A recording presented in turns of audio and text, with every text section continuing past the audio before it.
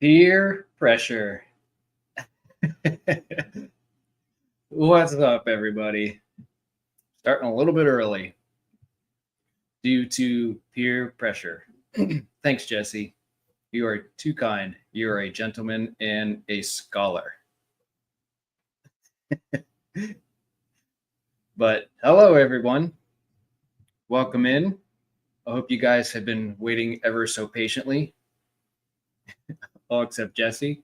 No, just kidding, buddy. But yeah, if you haven't seen anything of my latest stuff, check it out in the comments in there. Jesse posted, one of my moderators, he posted a few things on there. My latest fish in quarantine and my latest video on the 2.4 gallon starter kit from AQQA. So, which wasn't bad. I've never done a 2.4 gallon. It's a tiny tank. I mean, it really I can't say this bad because Branton helped me, and it really was a fun project. But it was a lot more challenging than I anticipated because of it being 2.4 gallons and putting plants in it. So it was a new thing for me. But I worked through it, and Brandon helped me a lot. And without his help, I probably been a little bit more of a struggle bus. But yeah, it's cool though. But anyway, thanks for coming in. Hello, Jody. Hello, Jesse. There was someone else in here. I wonder if he's still in here. What? NC Pleco Cavers. We got Henry. Jody P. Hello. Craig's Catfish. Hello. All Fishing Outdoors is asking how to fly fish. That's not a question for me because I don't go fly fishing. L's Fish Tanks, hello. Thanks for coming in. Henry again. I think I said you already, but anyways, welcome in. I didn't really have much of a topic today, so I thought I'd kind of talk for the first maybe 10 minutes or so, kind of give you guys a rundown of everything that's going on. It was my busy week, what I like to call my hell week at work. So it's been a long, busy week, and I finally got a day's rest. And I thought I'd pop on here for a little bit. And I was going to do it earlier, but then I was just like, oh, crap, I forgot Jesse's is doing his Tanking Tuesdays. So if you guys haven't watched his live, make sure you rewatch some of his live stream. I learned a little bit about Restream. Jesse, I really didn't know it because I was so confused and you switched over. I kept thinking in my head whenever I was watching it live, I'm like, what the heck is Restream? It's like he's streaming live now. He's not restreaming. I know this. He's Saturdays and Tuesdays. And I was just like, oh, that's what he's using now. So that was kind of amusing to me. What am I doing live at Petco? This is a whole different view for you guys, huh? You guys are used to seeing the in-wall tank setup, so I thought I'd switch it up on you guys. But it does kind of look like I'm at Petco, doesn't it? But yeah, if you haven't checked out Jesse's live, I would recommend it. Rewatching at least a little bit of it because he's talking a lot about how are auto top-offs enough and how often to change your water. And he's doing kind of an experiment right now to see how long he can go without changing his water. So Jesse, in the comment sections, if I ask you now, are you going to be like testing your water with like an API test kit, or are you planning on just testing it after about a month and a half and just seeing where the nitrates get to? Like, what's your plan on that? I meant to ask you that in the live, and then I had to take my daughter to bed, so give her a bath and all that sort of thing. So I assume that was the case, but let me know. It's interesting, and I thought that was a really good topic because that's the topic I haven't seen before, and it's hard to come up with new topics. So I feel like that was a really good subject to touch base on. So Jesse says, yes, sir, testing and observing fish over the next months. I want to say I wish you the best of luck, and I hope everything works out for you. I can't see why it wouldn't work, just because of the fact that I know that you take, good care of your tanks. So, I mean, your Mbuna tank is just absolutely stunning, and it has its own beneficial bacteria within the substrate, within all the decorations, the Texas Holy Rock, and all the other stuff. I mean, that tank is just thriving. So I wish you the best of luck. NC Plecko, have you seen me on patties? Are you talking about patties? Possibly. I just did a live stream with them, what, a week and a half ago, something like that. Seville Steve, I wish I had known you were starting early. You know, I wasn't going to, but Jesse peer pressured me into it. And honestly, I was just sitting here in front of the camera and I was just trying to make minor adjustments. And I was like, you know what? I can start. So, you know, why not? But you're here now, so that's what matters. A Buddha tank will require monthly water changes and too many fish. Yes, because you do have it overstocked. Atkins, thanks for coming in. What's going on? I do not have my notes in front of me, so I'm probably going to be calling everyone by their YouTube name. That is where I found you on Patty's Aquatics. Okay. Yeah, that was a good stream. We were kind of laughing because he had a little technical difficulties with he was on his phone and it froze up because he kept getting calls on his phone. So it was all good. It kind of put me on the spotlight on his channel. I don't know if you were there long enough to watch that. So I had to kind of like entertain everybody, you know, while he had to figure that all out. But some other stuff that's going on. As some of you already know, I'm going to be making some changes next year, and they might already be happening. Well, they're not happening right now, but they're probably going to happen sooner rather than later. But just a little bit of an update or kind of a brief description of, I haven't made any changes yet, but due to the fact of not being over that line that I always talk about on my channel of saying, hey, this is where it would be too much. And if I stay under that line, it would be great. And that's kind of where I'm at, that fine line. So if I get like one more tank, that's going to be too much. That I'm literally at that line. So what I want to do is I want to make things easier on myself, just like Jesse's always talked about on his channel too, is I'm going to be basically transforming some of my tanks into getting rid of a lot of this river rock, because I'm not a huge fan of the river rock. And I believe some of this river rock is the culprit for why I've had cracks in some of my 10-gallon tanks. And it could be from other stuff too, but I just know that a lot of this river rock is pretty large. And if I just put it right on the glass on the bottom, it's just, I'm not at a comfort level to have this river rock anymore. But if someone has a bigger tank or a stronger bottom to put on top or below the river rock, it's just not my preference. And I didn't like the look of it to begin with. And it's just something I'm going to change. So I'm getting sand bottoms for all my tanks down here. I'm going to Menards because it's like $10 for a 50-pound bag. So I'm going to be doing that tomorrow. And hello, come on, camera, work with me here.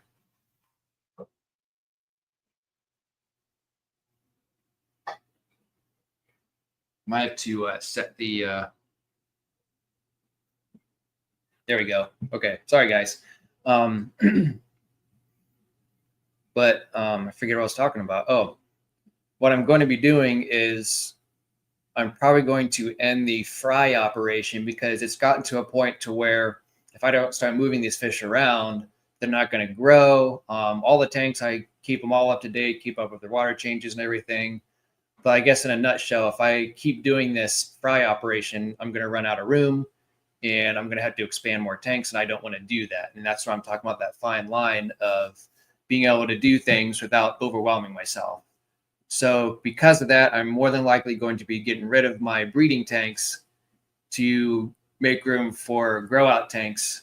And I will be putting my quarantine fish, which Jesse posted on the chat in there. He did post on there the fish that I have in quarantine currently. And then I'm going to be moving the one male peacock, the one male hat, my fish in quarantine upstairs because unfortunate enough, my biggest fish that I've ever owned, which was a male Venusis that was upstairs, just randomly died.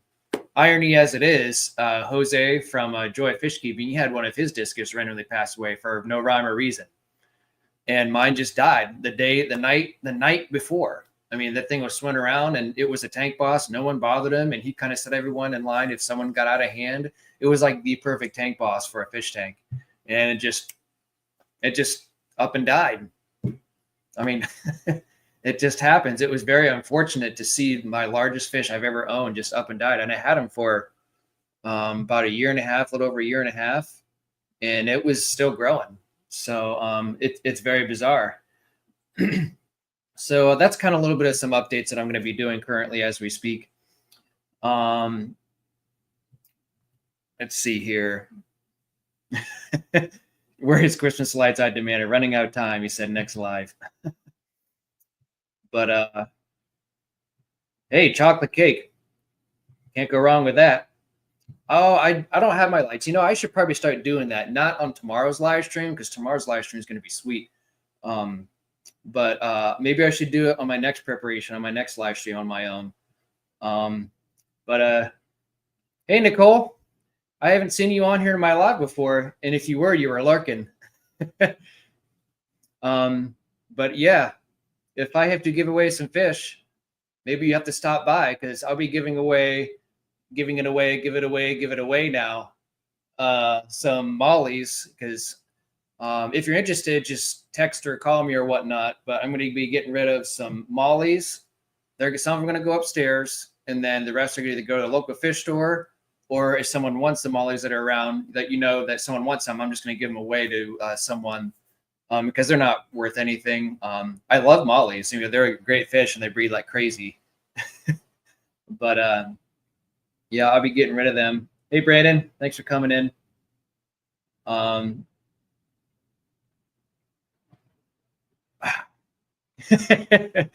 Brandon's giving me a hard time. Well, I guess I have to, we're going to have to change that then, huh? I think I got to go on YouTube for that. You guys are going to hear my voice here in like 2 seconds. You guys can probably hear that. Yep, there we go. I muted that. Let me see what I can do. Let me hook you up, Brandon, if you want the responsibility. Managing moderator as we speak. There you go, buddy. You the man. Anyone who feels like they want to be a moderator, that'd be great. But I do like having the extra help.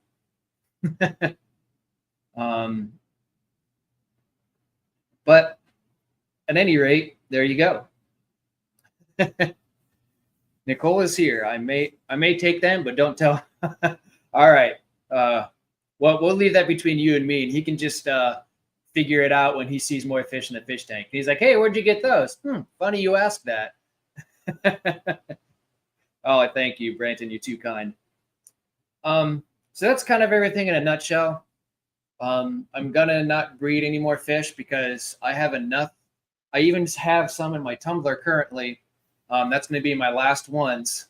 They are, I can't remember what they are. Let me look it up real quick. Let's see here. It is the fry tank. It is OB. I got plenty of OB peacocks. So in a nutshell, I'm running out of room. There's a lot of fish growing, and I want to have them to continue to grow. But in order to do that, I need to clear out 2 tanks to make out for more grow out tanks.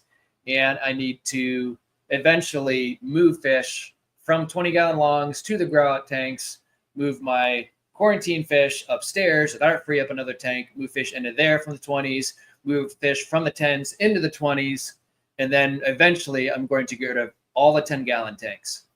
And I'm going to be either giving away to friends and family that I know, or I'm going to be putting them up on Marketplace and just letting them, I'm kind of trying to get away from all the smaller tanks, because as I'm growing these fish out, I need them to grow out and have in a bigger tank so they have a lot more swimming room. They'll be happier. They'll be healthier. They won't develop any diseases, per se, or for them being in such a small tank. Because right now I have a bunch of OBs that are ready to be moved around from a 10-gallon tank. So that's kind of like what I'm doing here. Jesse says that blue makes you look good. What's up, Jose? Thanks for coming in. You just found baby fish tonight. These killies are my green Cory eggs hatch. That's fantastic. Brings out the color in the avatar. But yeah, so that's kind of what I'm up to. I'm going to be starting this project since I have like a week and a half off at the moment. I got some live streams that are scheduled. For anyone who doesn't know, now that I have about 12 people in here, my live schedule consists of, let me see here. Oh, I'm on Jesse's live thing. Hold on a second. Let me go back to my page. My current live schedule, if anyone hasn't seen it yet,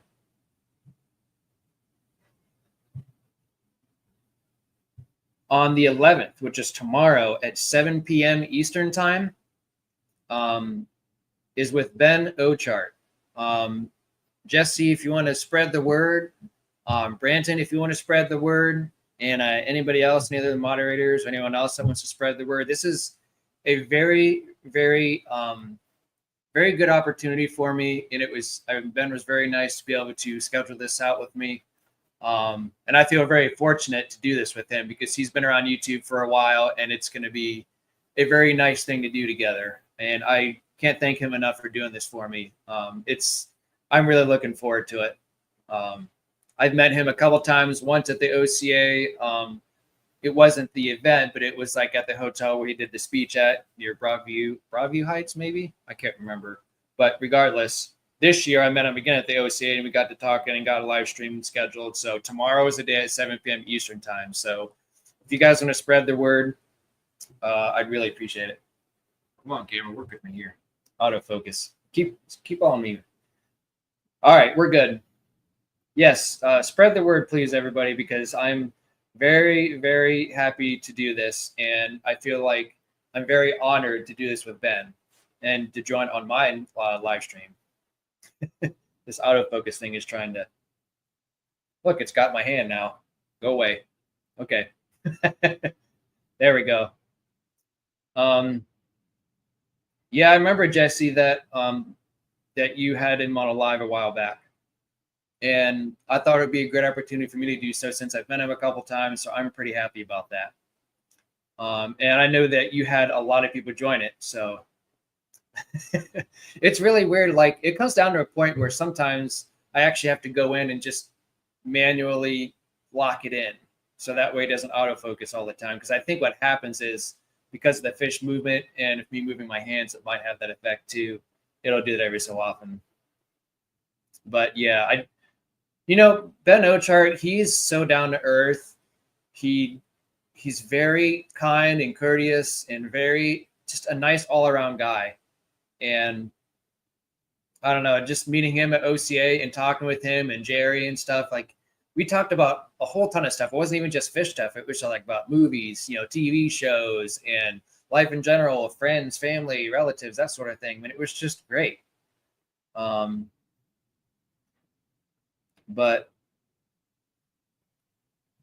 he says, do me a favor when you have him up, one of the first questions. All right, shoot. Brandon said he tried the magic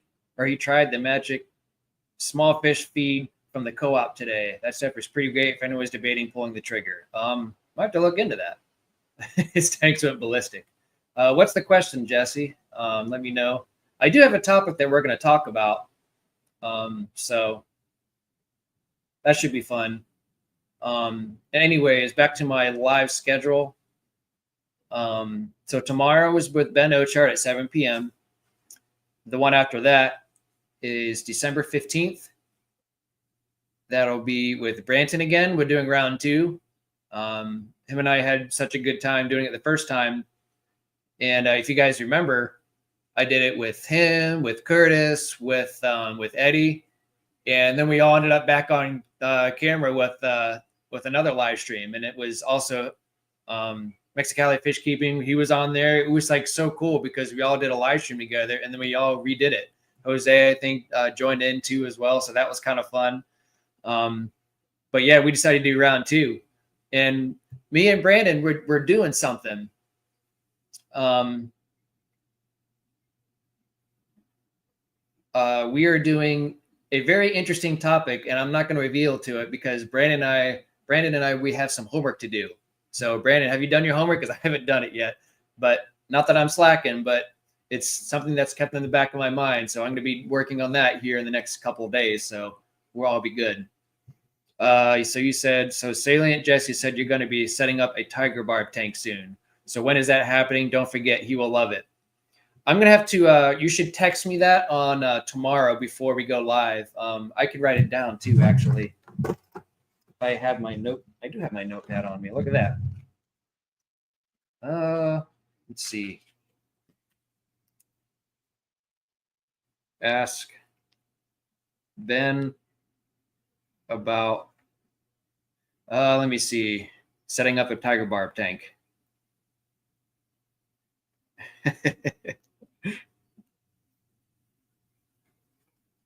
In my sloppy handwriting. See, I got it, Jesse.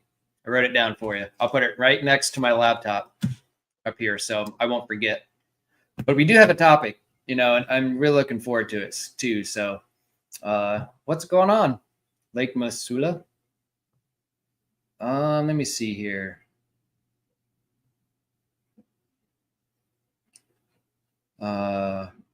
Catching up on chat. It looks like I'm all caught up too. And then my final live stream, it was so crazy, the people that you meet at the Ohio Cyclist Association, and it was such a laid back atmosphere. And even going to what was crazy is you could go to the fish stores that were around that area, and people from the OCA were going to those fish stores. And I ran into this guy, Mike, and I talked to him. I was just, I passed by him just in the parking lot, and I was going to be on my way back in, and I passed him. It's like, I know him from somewhere. I know I've seen him before. So I told my wife, I said, I'm going to go back in there and talk to this guy. So that's what I did. And I remember seeing him on YouTube with other channels, and I was like, that's how I remember him. Hey, Myers, thanks for coming in. But we are doing a live together. It's live with Mike Loves Life Aquatics, and that'll be December 19th at 7 p.m. So 3 more lives. We got one with Ben Ochart tomorrow at 7. We have one with December 15th with Branton, round 2, and another live on the December 19th with Mike Loves Life Aquatics. And this is the first time that I'll actually get a chance to talk to him as well and get to know him a little bit. And I think that'll be a great time together. So I'm looking forward to that as well. But with all that being said, let me see here. I will go ahead and stick to my plan, and anyone that wants to come up and show off their tanks is more than welcome to do so. But that's in a nutshell of what my future plans are. So whoever wants to come join and want to join backstage, show off some of your tanks, if it's not too late, if your lights are still on, and hopefully somebody's home.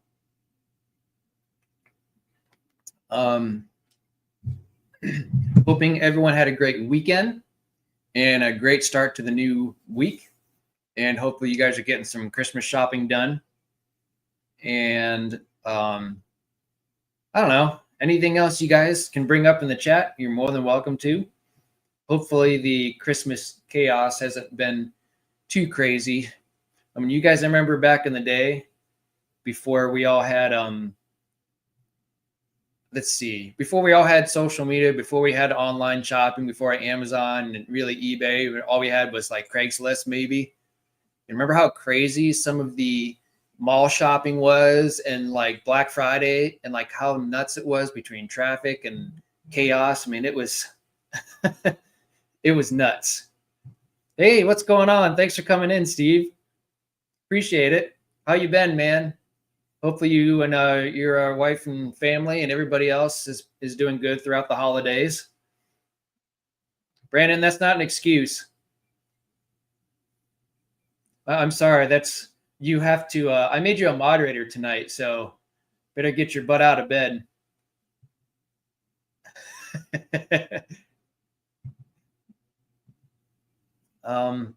but yeah, I hope that everyone's taking care of themselves, and I hope that oh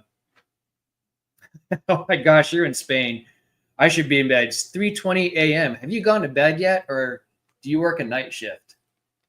Because I work a swing shift, so there'll be times where I'll be watching people online here, and I'll be up, real late. Just because I'm used to the night shift schedule and routine sort of thing. But yeah, a Pleco factory.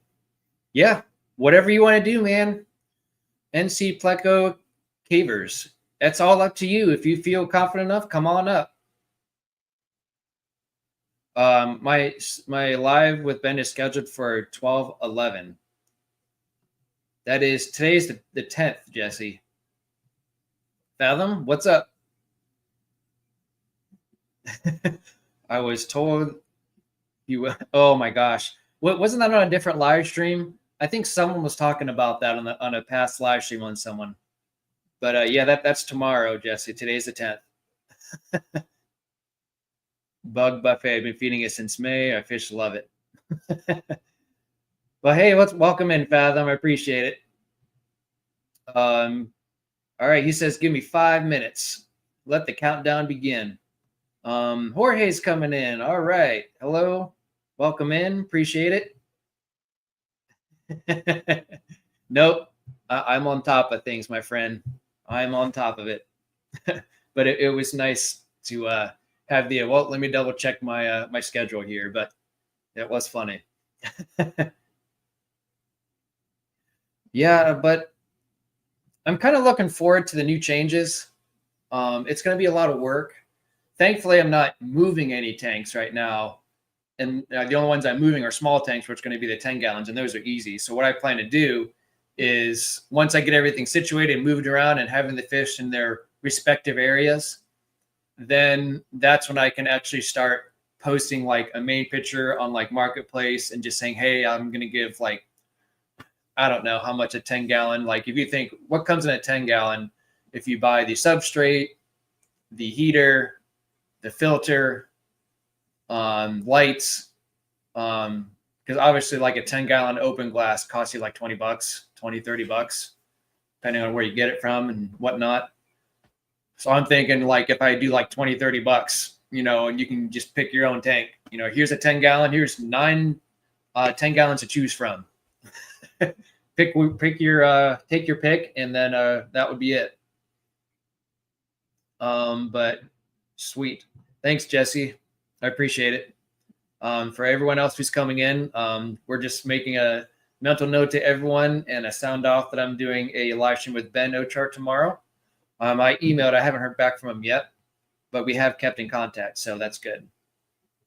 So that's kind of what I was thinking too. I'm just thinking in general, like when you buy an open glass aquarium for like if you go to Walmart, you're going to spend $30 on an open glass aquarium. That's not including your hood, your lights, your filter, your substrate, any decorations included with it, your heater.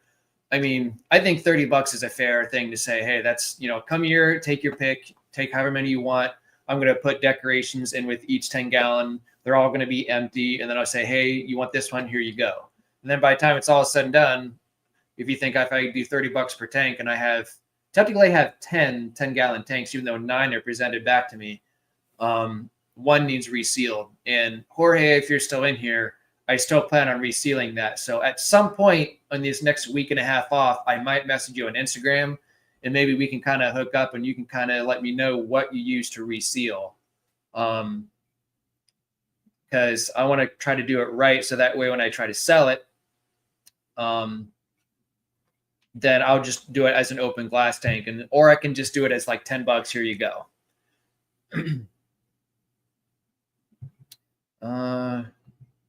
Let's see here. So yeah, I think that's a fair price. I think people would be very happy with that. Thank you, Jesse, for posting that on here. Let me see. Let me see here. Let me post this link again.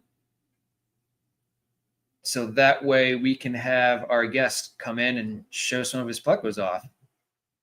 Let me try this again. Copied. I think someone else posted it, but why not? I'll go ahead and post it myself too. So yeah, I'm just kind of going to give you a heads up, Jorge, that I might be getting a hold of you on Instagram or somehow, so that way I can reseal a tank, just kind of like how you did, because you used like a lot of tape, and you actually took off the old seal and just resealed the entire, bottom or something of that nature, I believe. But yeah. Anyways, we are waiting on. Hey, what's going on? That's a new one. I don't think I've seen. I don't think I've seen you in here. We are waiting on NC Pleco Cavers, and hopefully he can figure out how to join it. Holy cow! All right, let's clear this. Let's go to the bottom of the chat, and anyone else who wants to join is more than welcome to. I don't believe I have our guest that's attempting to come in here. I don't believe I have him on my list, so which is fine.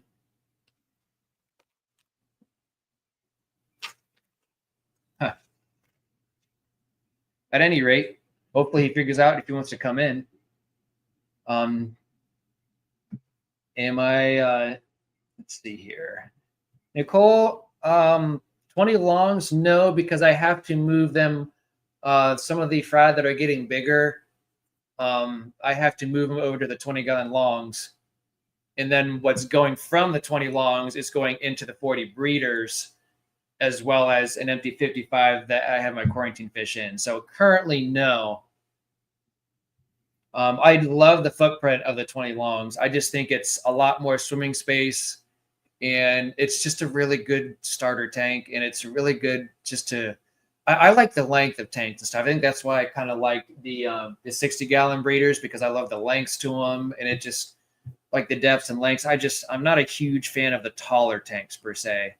The 55 gallons I'm okay with, but I like having the length. I'm a personal fan of the length and the depth, so that way it gives them more space to swim in and around and stuff. But if I get rid of any 20 longs in the future, after my fish start growing out, I will let you know, because I'll eventually only have like one or two as a plan in the far future, because I will keep them for quarantine tanks. And then that's when I'll get rid of my 20 longs, and I'll probably sell those for twice as much. So it'd be like $60 for everything included. Jorge, anyone is allowed up who wants to come in and hang out. I'm okay with anyone who wants to come and hang out for a little bit. Brandon says, not you, Jorge. Okay, since you said that, Brandon, you have to come up here and hang out. Get yourself out of bed. 2 minutes. The countdown was like 5 minutes, right? Henry, I'm with you on that. I really like the 60-gallon breeder tanks. They have so much room. I have two of them, two up top and two on the bottom are the 75s. But I don't know. It's just one of my favorites. I never realized I'd like them so much. Nobody wants Jorge up here. Sorry, Mexicali. I know, right? This is getting brutal, man. We can't have none of this. I'm sorry, bro. So the 20 tall do you have a 20 tall salient, Jesse? I didn't think you had one, but maybe you do. I do. Well, 55s, they're just a really popular size starter tank, and I was fortunate enough to have two of mine at a really good deal, and then I got two more of them from a guy I work with, and he just gave them to me because he wasn't using them, and it was just a tank. One came with a stand, one didn't. I had to get lids for another one, but in a nutshell, it was really cool. So I was very fortunate. I have a lot of 55s right now, so I was very fortunate, and my coworker was very nice to share that with me. But anyway, here we go. Let's get started here. We have NC. Hello. What's up? Have you seen me before? That's a negative. Welcome in. So if anyone's new about me, I am a fish keeper. Very nice. Thanks. I'll just do a full tour. Yeah, absolutely. I know I will, Craig Craig knows me from. Okay. In We're here we going have a good. to full screen you if that's okay. Yeah, of course. This is a Goodyear tank. Okay. I breed Goodyears in here. I have a few Neurites, Very um, nice. green dragons, just all kind of live bearers that I breed for sale. Yeah. So I do ship fish. Okay. And I do have a YouTube channel. All right. Here's the Can you post your YouTube channel, or does anyone know that would be able to post it on there for us? so these 3 tanks are Pleco groups. Okay. I need to do a water change on this one. It's kind of getting a bit dirty.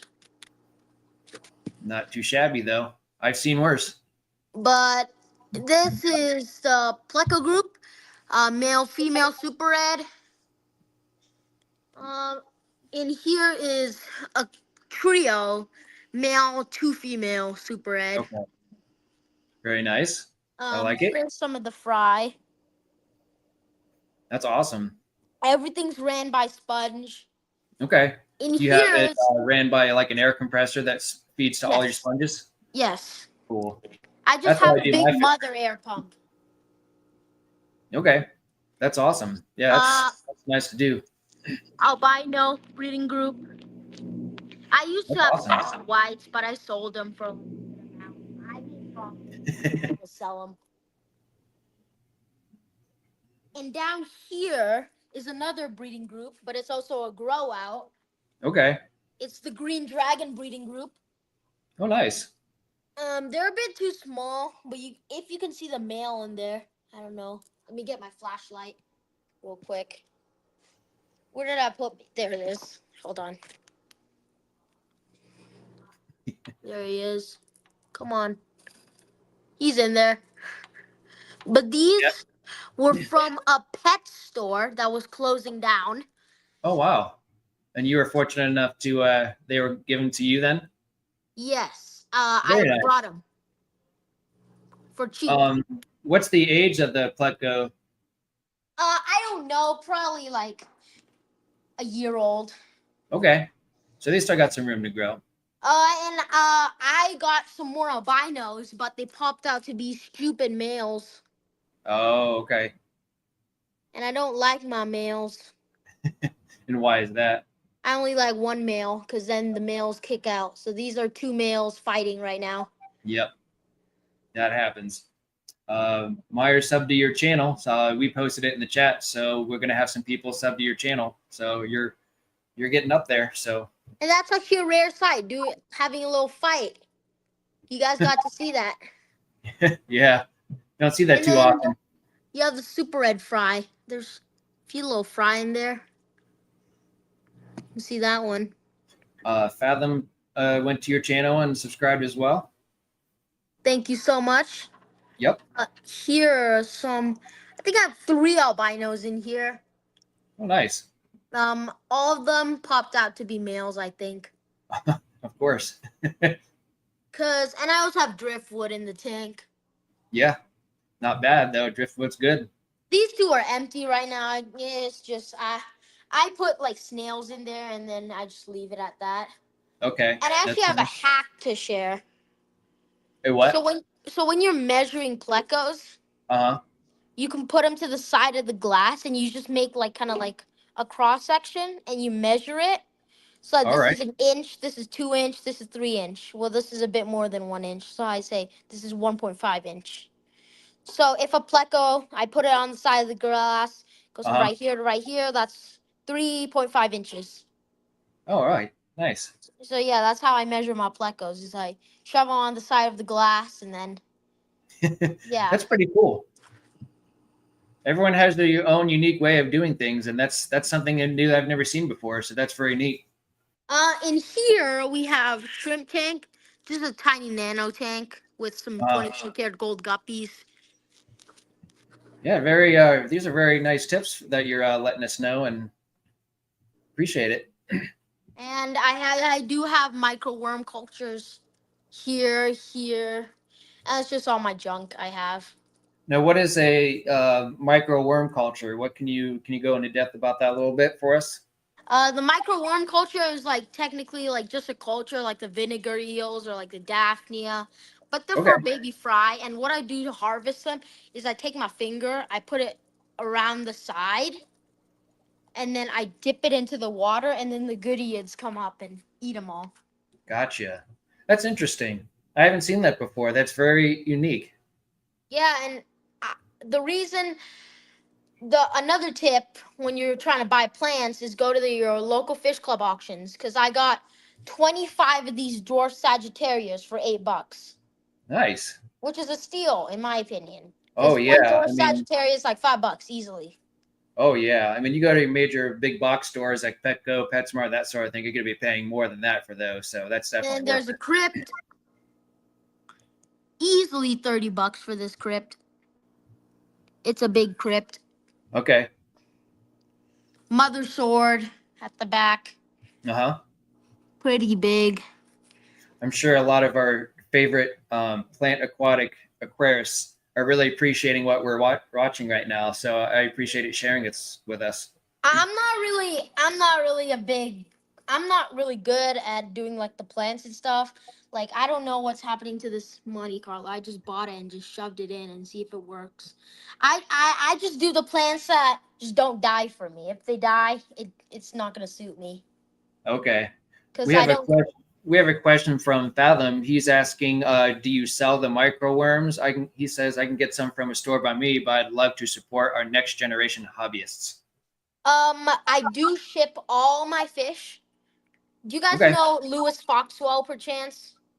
I personally don't. I don't know if anyone in the chat would, Father unless he's Fish. got a YouTube channel that's linked to that. He's known as Father Fish. I shipped some plecos to Oh, him okay. earlier this year. Someone from Wyoming, but it's getting too cold, so I probably can't. But for the micro worms, I might be able to. So just Okay. go to my website. It's not the best website, it's just a free website. You'll find my email on there. Just email me. I go through email and Venmo, and then I'll ship them out Okay. to you. And this is in my Perfect. garage. All This right. operation insulated in my garage. Perfect. So we can find this all through your YouTube channel then, correct? Yes, I have my Discord where you can message me personally and you can buy from there. And I also have my website, which is NC Pleco Cavers Perfect. on there. And if you don't mind me asking, generally speaking, where are you out of? Where are you from? Utah. Okay. Where are you? Ohio, northeastern. Ohio. So welcome Uh, in. I appreciate you sharing all this. This is very neat to see people's fish tanks. So I appreciate it. yeah, thank you so much for having me. Yeah. The guy that's closing down his fish store was actually the first ever person that sold me this pair. So this is my first ever pair of plecos. Was Oh, that wow. guy? It's sad to Nice. see him go. He just wants to go do cars and stuff, so he's quitting. Sadly. Well, you are our future generation of fish keeping professional. And I am older than 13. Don't worry. I'm older than 13. I'm way older than that. I don't seem too old, but I am very old. Fair enough. Well, that was very interesting, and some new things that I've never seen before. And I appreciate you coming on here and sharing with us. That was great for us to see all this. And you got plenty of subs from the chat, so that was Yep, definitely a I bonus for all appreciate of us. everyone. And yes, his name is Ozzy. Ozzy's Fish Warehouse. That's his name. There you go. Mexicali, how do you know Ozzy? We'll have to wait and see what he says. Yeah, but I'll get out of your hair for now. Bring on the next guest, and then I'll talk in the chat. Yeah, go for it, man. I appreciate it, and thank you for sharing. And take care. We'll continue on in the chat. Yep, you have a good day. Bye bye. You too. Bye bye. Well, that was wonderful. Brandon, are you with us? Can you hear me? Yes, we can. Yeah, I'm here. Howdy doody. Well, you twisted my arm and you got me out of bed. Yep, we did. So I appreciate it. So what do you got for us, my friend? All right. Well, let's see if you guys can pick up. So here's those baby green Aeneas. They'd be in here. Fathom's giving you a hard time. He Oh, says, unfortunately, there's Branton. Yeah, he just wants to see my nipples, and it ain't gonna happen. wasn't that from like another live stream that we were in? You guys started talking about that. I'm just like, where's Yeah, the conversation going? yeah, that was Steven's live stream, and Yeah. Corey was talking about 3D printing some nipples, and it just kind of carried over to Went from to Elfish David's talk. We kind of all came in and said hashtag nipples. There's a little one right there. You can see him swimming. oh yeah, huh? That's cool. They're so tiny. Yeah, see him right there. Uh-huh. So those are green Aeneas. That's I don't know how many are in there. See, I thought all the eggs had fungus because I had them stuck to this piece of wood here, Uh-huh. and to me it looked like they all fungus, but some of them must have fell down and I don't know, hatched. Oh wow. I decided to leave the breeder box up just in case, and I'm glad I did because I came up here actually tonight and looked in here, and all of a sudden I see little fish swimming around. So Isn't that great though? How like something unexpected kind of comes up when you come into your fish room. You're like, oh, what the heck is that? It's like, wow, are you kidding me? yeah. So here's another one down here. Where's that one at? He was just moving. Right. See that pearl weed just to the right of it. It's that Okay. Yeah. little dot right there. Oh my gosh, so small. Okay, I see it now. Yeah, they're small. They're like transparent too, so they're real hard to see. Oh, They were yeah. swimming around a lot more earlier, but yeah, this guy seems to be pretty active. So is this the first day you've seen them in here then, or you might? Yeah, I found these guys tonight. You think So it might I have been around for a day or so, or you've been keeping an eye on it pretty calm or pretty? No, I guess. there's another one swimming right there on that leaf. Oh yeah, I do see him. Yep. That's So yeah, great. I don't know how long they've been in here. I mean, they're probably just eating infusoria. I've got a old catappa leaf in here that's been in here for a while, and there's a bit of mulm and stuff coming off the wood. Yeah. So yeah, they've just been kind of surviving whatever's in this breeder box for however long they've been in here. I don't know. How big's that box? It's like that. Okay. And that's Yep, is that it's the Fluval large. This is a 10-gallon, yeah. Okay. So it's just got the uplift tube and it feeds in. Okay, that's cool. I haven't Yeah. seen one of those. That's a pretty fancy breeder box. Yeah, they're nice. How long have you been doing that? Doing what with the breeder boxes? Yep. Oh, I don't know. Since A I long started breeding fish, I guess. Yeah, I mean, they're handy. You can just hang them on the side of the tank, and then when they get big enough, like with these plecos, they were in the breeder box before the green Aeneas cories. You can see them all over the walls. Yeah. But they were in there, and then once they get big enough, you just kind of dump them into the tank. Awesome.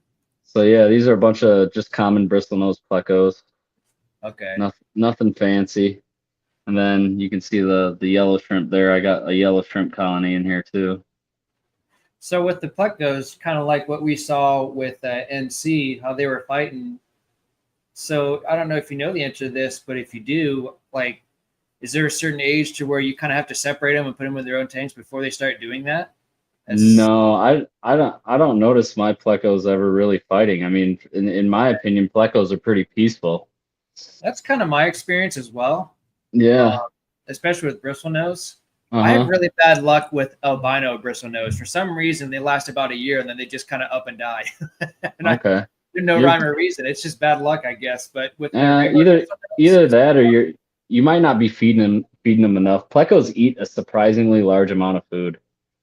So I think that what you said, it's what I've been doing on my one tank down here. Since there's a few bottom feeders, like I got the yo-yos and bristlenose.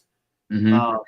I've been giving them algae wafers along with every other food. So, and I got some bottom feeder food for the one upstairs too, but I felt like he didn't get to it in time enough because there was other yo-yos and cories and stuff like that. So, even when I learned to do that, it was like I still had like my most recent one was like a couple weeks ago. The pleco just disappeared, and after about a day or two, I'm just kind of like, oh crap, there's like half his body that they're eating up.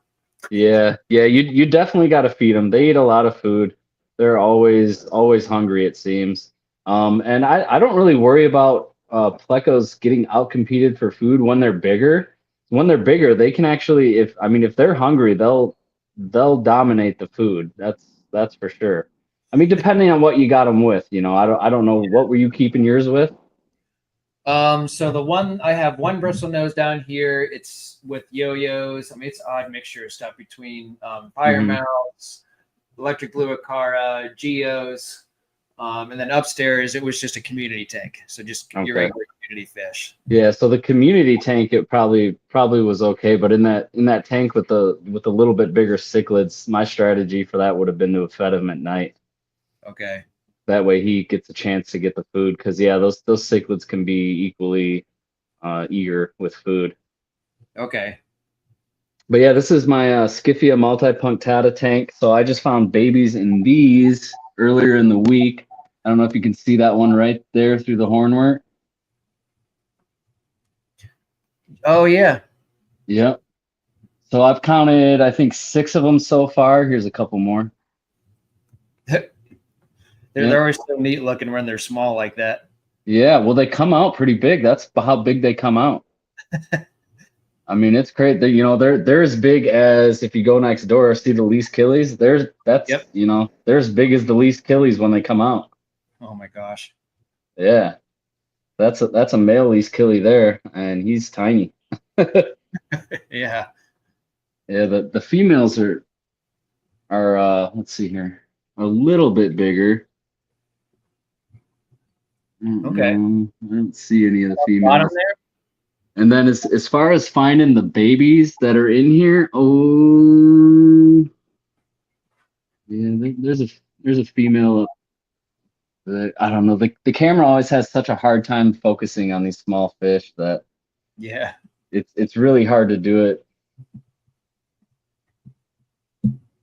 But yeah, the little baby, I don't even know.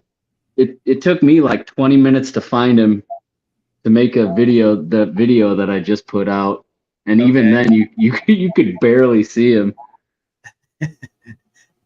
What do you feed them? These guys really like white worms, so I culture my own white worms. Baby brine shrimp. Okay. They'll eat flake. I mean, they'll eat anything really, if it's, as long as it's small enough. It's funny watching them eat those white worms. They act like super big fish. I mean, the worms are like sometimes as long as they are, and they'll hit that worm and they'll thrash their little heads, and it's kind of neat. It's kind of neat to watch them eat. Yeah. Yeah, they're definitely little micro predators for sure. I think that's just one of the amusing things in the hobby too, is just to watch fish just go nuts for a certain food that they absolutely love. Mm-hmm. Yeah, here's one of my. This is the opal borelli. So this is an apistogramma. I like that one. Yeah, that's the male there. Okay. I'm not sure where the female is.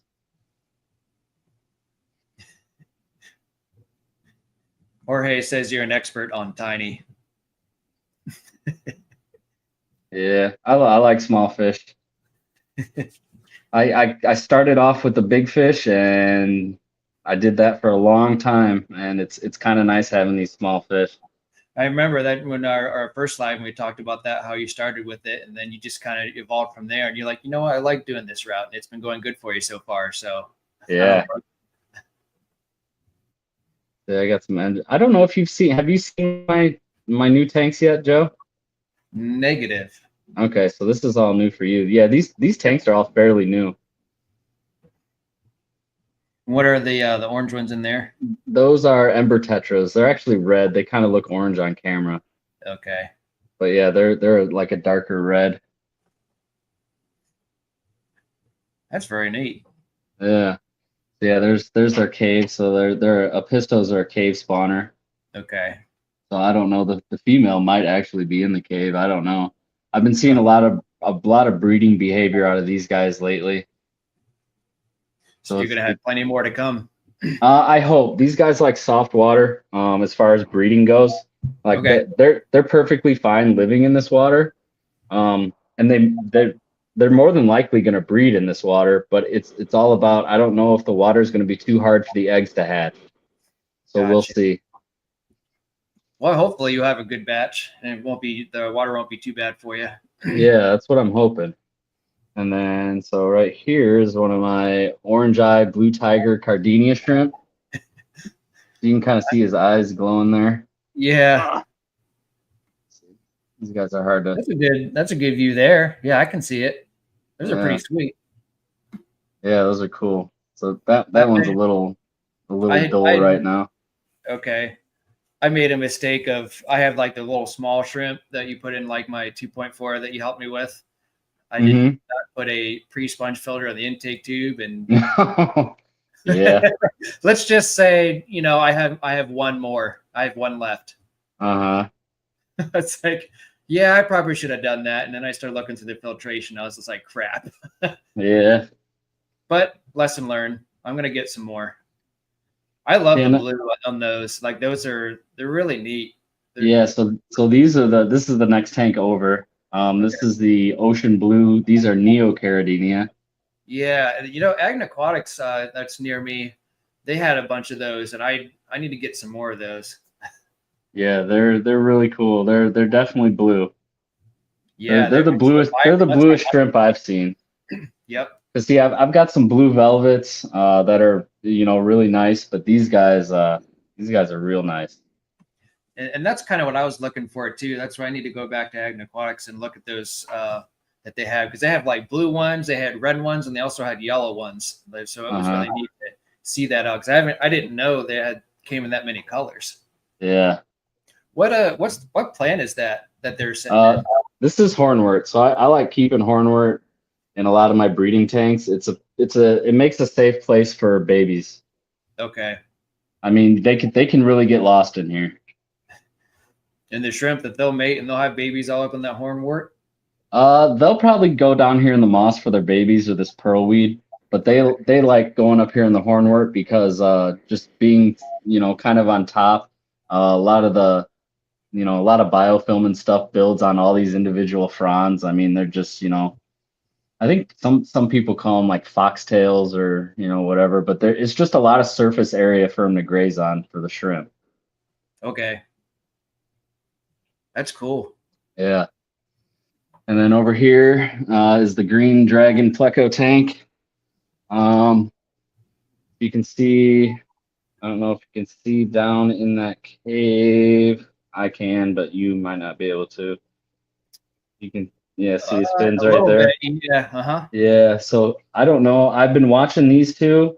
It's a male and a female pair. So maybe, I don't know. He might have the female trapped in that cave right now. I don't know. But I'm hoping to get some eggs out of these guys here pretty soon. How big do those green dragon plecos get? Mine right now are maybe 3.5 inches. Okay. I don't know if they get as big as the commons or not. I don't know. I haven't had these. These guys are just a little over or a little under a year old for me. So they're probably about a year old because I got them when they were about 1.5 inches. Okay. So they should be the age where they're going to start breeding. And like I said, he might have the female trapped in there right now because he's got his. I don't know if you can't really see what I'm seeing, but he's got his two fins on the top and the bottom of the cave, and he's hanging out right there like he's trying to not let the female out, because what he'll do is he'll trap the female in there and she'll lay her eggs, and then he'll guard the eggs. Wow, that's so crazy. Yeah. I like it. But yeah, when they're hanging out of a cave like that and flapping their fins, it's always a good sign. That's cool. I did not know anything about that. It's interesting way to breed just by having just not be able to leave the cave and then protect it. That's cool. Yeah.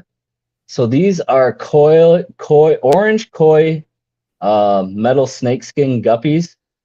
Huh. I've got 3 females and 2 little fry. You can see the one fry. Yeah, there's both. guppies breed like crazy, and I'm sure they're Yeah, fine. well, these came in from Ross, Baltimore. So the first batch came in all DOA. It's Oh real wow. cold here. It's real cold here in Wisconsin right now. I don't know if he took account for that the first time he shipped, but the second time he shipped, he had two separate bags and a heat pack in there this time. And one of the bags was completely DOA, and out of the other bag, these were the only fish to survive. Oh wow. Um, yeah, one of the females was looking real rough. She turned around, so all three females are looking pretty good. And then I've got the two fry that lived also. So I don't have any males. I'm hoping either one of the fry grow up to be a male or these females are already plugged, and eventually I'll get fry out of the females. So That's they're exciting. yeah, so they're kind of just hanging out until something happens.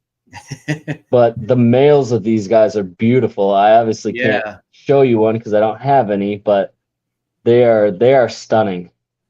Yeah, I mean, guppy tails have always fascinated me, even like as a kid. But like some like even like the koi guppies, I've never seen that before, but they got like that fiery, sort of flame tail look, and it really, like you said, is really stunning. Yeah, you can see the orange on the head. Yep. That's really cool. But the males are really nice. Well, you've really Over expanded all your tanks then. yeah. So over here is the rainbow shiners. Okay. They're maybe 5 months old, 6 months old. These were bred by Tristan, Tristan's Tropical Fish. So I've got these guys. I was actually supposed to be giving these to Adam from Patty's Aquatics because Uh-huh. he had lost his, so I offered mine up. He said, they're some of his favorite fish, and he's got three left that are adults, and I figured mine are nearing the adult stage, so I'd help him out and give him some of these. He ended up not being able to make it down here, so they're hanging out until he either comes and gets them, or I don't know if they color up before he comes and gets them. I don't know if I'll be able to let them go. I was just gonna get a new group and let them grow up. I don't mind letting fish grow. It doesn't bother me at all. Yeah. I'm very patient when it comes to fish. Yeah, that's one thing that you have to learn as a fish keeper in general. I mean, if you're patient, things will happen. Yeah. So there's like 10 of those in here. I like it. And then over here is my newest addition would be the gold laser corridoras. So I know you saw the short I put out. Yes. That's probably the most I've seen them since I got them. Wow. Those things were so cool looking. Like when I saw that short, I was like, oh my gosh, those are so freaking cool. Yeah, they're really neat. I think maybe they just need time to adjust to their new tank, or they have adjusted, and the reason they were out before is because it was a new tank. So it's one or the other. But they're probably under this leaf. I don't know if I can get in here. There are none under the leaf. I don't know where they are. They're probably. I got a cave in there, so there's a cave back there. Yeah. Yeah, they might be in that cave, or I've got those two rocks in the back. Uh-huh. I don't know if you can see them, but there's two rocks, and they're kind of one of them's perched on top of the other, so there's like a big crevice underneath it. So that could be where they're at right now then. Yeah. Let's see. I can't really see back there. Yeah, they're in the cave. They're all huddled in the cave. You can't see it on camera. You can kind of see one of the stripes of one right there in the middle. If we have one of the moderators, maybe we could have them post that short on the chat if possible. If Jesse's in here, I know Jose is in here, or someone that post it. Yeah, so I've got a group of 7 of those. Hopefully get those breeding. That would be really nice. Oh yeah, those things are beautiful. Mm-hmm. They're expensive too, so having not your typical Corridora price then, huh? Yeah, having these guys breed would be sweet. Absolutely. But yeah, that's all I got as far as up here. Let me see your shrimp again, because which ones? the blue dream shrimp, and then Okay. The the orange eye blue tigers are right here. okay, So those are cool. these are our Cardinia species. So typically you would want soft acidic water with these, Okay, no KH, but these guys are a little more tolerant as far as Caridina species is concerned. yeah, You can convert them to neo parameters, which is what my water is perfect for, is for raising neos. I'm not one to okay, play with my water. I just do what works for me. So hopefully these guys end up working out for me. So far, so good. I haven't lost any. that's good. Yeah, I haven't seen any babies yet, but they are, new. I mean, I've had these guys for maybe 2, 3 weeks. Sweet. So success so far. That's good that they're kind of Yeah. acclimated and doing their thing. So that's always good. And then these guys are the ocean blues. That's a pleco. Yeah, there's one swimming over They're so there. vibrant. I'm gonna have to get some more of those for sure.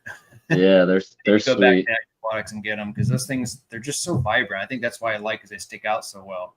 Yeah, they've kind of all hid since we were over here. Oh, there we go. There's a bunch of them on the wood now. Yeah, really neat. Yeah. I didn't know they had like yellow versions, like bright yellow versions of those things too. Whenever I was there, I was like, wow, I didn't realize these came in so many colors. Oh, yeah. Well, I've got. So right now I've got Bloody Marys. There's actually if you can see that red in the hornwort right in the middle. So this I don't have any cherry shrimp, which is like the most iconic shrimp. But when Curtis shipped these killies, I got this big pile of moss in the back. So behind that Pogostemon is a giant pile of Christmas moss. Okay. And in that was one cherry shrimp, and then there's another cherry shrimp somewhere around here that came as hitchhikers. So there's 2 cherry shrimp that I have. I'm hoping, I'm hoping for a male and female, and maybe I can get a colony going in here of cherry shrimp. But I do have the Bloody Marys, which are red. They're just they come from a different lineage than the cherries, and they're a little bit different red. But yeah, I got the yellows like you were just talking about. They're kind of all in the back of the tank right now. They like hanging out. I got a big old mass of Java moss back there that they like hanging out in. And then I've got the blue velvets, the ocean blues, and then I've got the green jades. I've got Malawi shrimp. Oh, there's the female of Pisto. Oh, that's cool. Yep, there's a male over there. It's got a decent amount of color to it too. Yeah, when her and the males start doing their mating dance, she'll turn a blaze yellow. Wow. Like you won't see any of that coloring on her body. It'll just all be yellow, and then that barring on her face, she gets like a jet black bar down the side of her face. It's really cool how they change the colors. Yeah. It's really, I think that's one thing that always amazed me within the aquarium hobby and fish hobby is like how vibrant fish color up whenever they start to breed and mate and that sort of thing. Like it just changes the whole entire look just because of that. Yeah. So yeah, very nice. That's all I got. Thanks, Brandon, for getting out of bed and sharing with us. Yeah, not a problem. We're going to bring Fathom up for a little bit. Oh, great. We're getting stuck with Fathom, huh? Yeah, unfortunately. Just kidding, Fathom. But all right, come on down. I'll see you guys in chat. All right, sounds good, Brandon. Appreciate it. Hey, can you hear me? Absolutely. What's going on, my friend? All right, this is weird because I'm trying to use these headphones. So I'm bringing you something pretty special here. All right. If you see some movement there on the left side of your screen, you're seeing something that almost no one on this hemisphere has seen. These are Polypterus ornitopinus, also known as ornate abyssure. These are fry. If anyone could find a record of it, I would love to talk to you. However, I've searched and searched, and I have not been able to find a single person that has documented a successful breed of ornate Bichir in North America. Wow. So that would make me believe these are the first. These are typically either wild caught or bred out of Mhm. either Indonesia, Korea, or Japan. But That's crazy though. You were very fortunate to have this happen too, regardless, you know. yeah, I'd like to say I did it on purpose, but it just kind of happened. I guess they liked how my tank was. I guess so. Absolutely. That's congratulations for this. You know, this is very interesting and very nice to see, especially with all the information you've looked up and you see like you can't find anything, so it makes them that much more rare and special. You know, so Yeah, there's people that breed like other types of Aishir, like Senegals are very common. yeah. There's a lot of people with resources on that, but when it comes to some of these larger breeds, um, they've only really been in America for like a few decades, and Okay. they require bigger tanks, bigger setups, and it's harder to get them to breed in captivity. And I don't know, I got pretty lucky. Yeah, for sure. That's really interesting. So, you just what size tank were they in originally, and what do you think sparked this? Well, they came out of my 180. Okay. Um, they actually came out of the sump of my 180. Wow. Um, the I made a post about it on Instagram, kind Okay. of going over it a little bit. But for those that haven't read it, um, I have two ornate Bichers in that tank that I did not think were compatible to breed. The female is about 9 years old, uh, about 26 inches, Oh wow. and you know it's a big girl. But my Uh huh. male is under 2 years old, Oh um, wow. barely over a foot. I didn't think that it would be mature enough for breeding. Typically, you're looking at 3 to 4 years before they start Uh-huh. breeding. So Wow. definitely an early bloomer, you could say. I've had that happen Um, with a few of my my breeding tanks, or I said it's breeding tanks, but like some of the fry that I've had, I've only had for like 5 6 months. yeah, And I just come downstairs. I'm just like, you know, holy cow! Like I think that one's holding because it wouldn't eat, and you could actually see. And it uh-huh. just, like, I cannot believe that these fish are already starting to hold at that young an age. So that's like, it just blew my mind. I thought you had to be like a little bit more mature, you know, and have a little bit of age to it yourself before you start breeding, you know. Yeah. I think I like to go back to Jurassic Park, and life finds a way. Yeah, that's exactly it, my friend. I think the same way. That's a good thing to say. Yeah, and it's I almost call it like a fishery miracle because you know these bichir, they're egg scattering fish. The Okay. female had to scatter eggs onto some of my plants. They then had those eggs that were scattered then had to get found by the male, who would Mm-hmm. then collect them and then hold them in its caudal fin and Oh, fertilize them so and this then is like they're not like mouth brooders then. no, They're done differently then. Okay. yeah. So the male had to collect the eggs once it found it, fertilize them, and then scatter them again.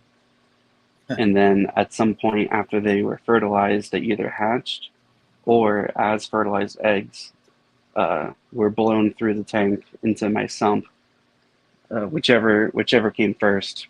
Yeah. But ultimately, fry made it into the sump, whether they're born in the sump or born in the tank, and then basically knocked into the sump.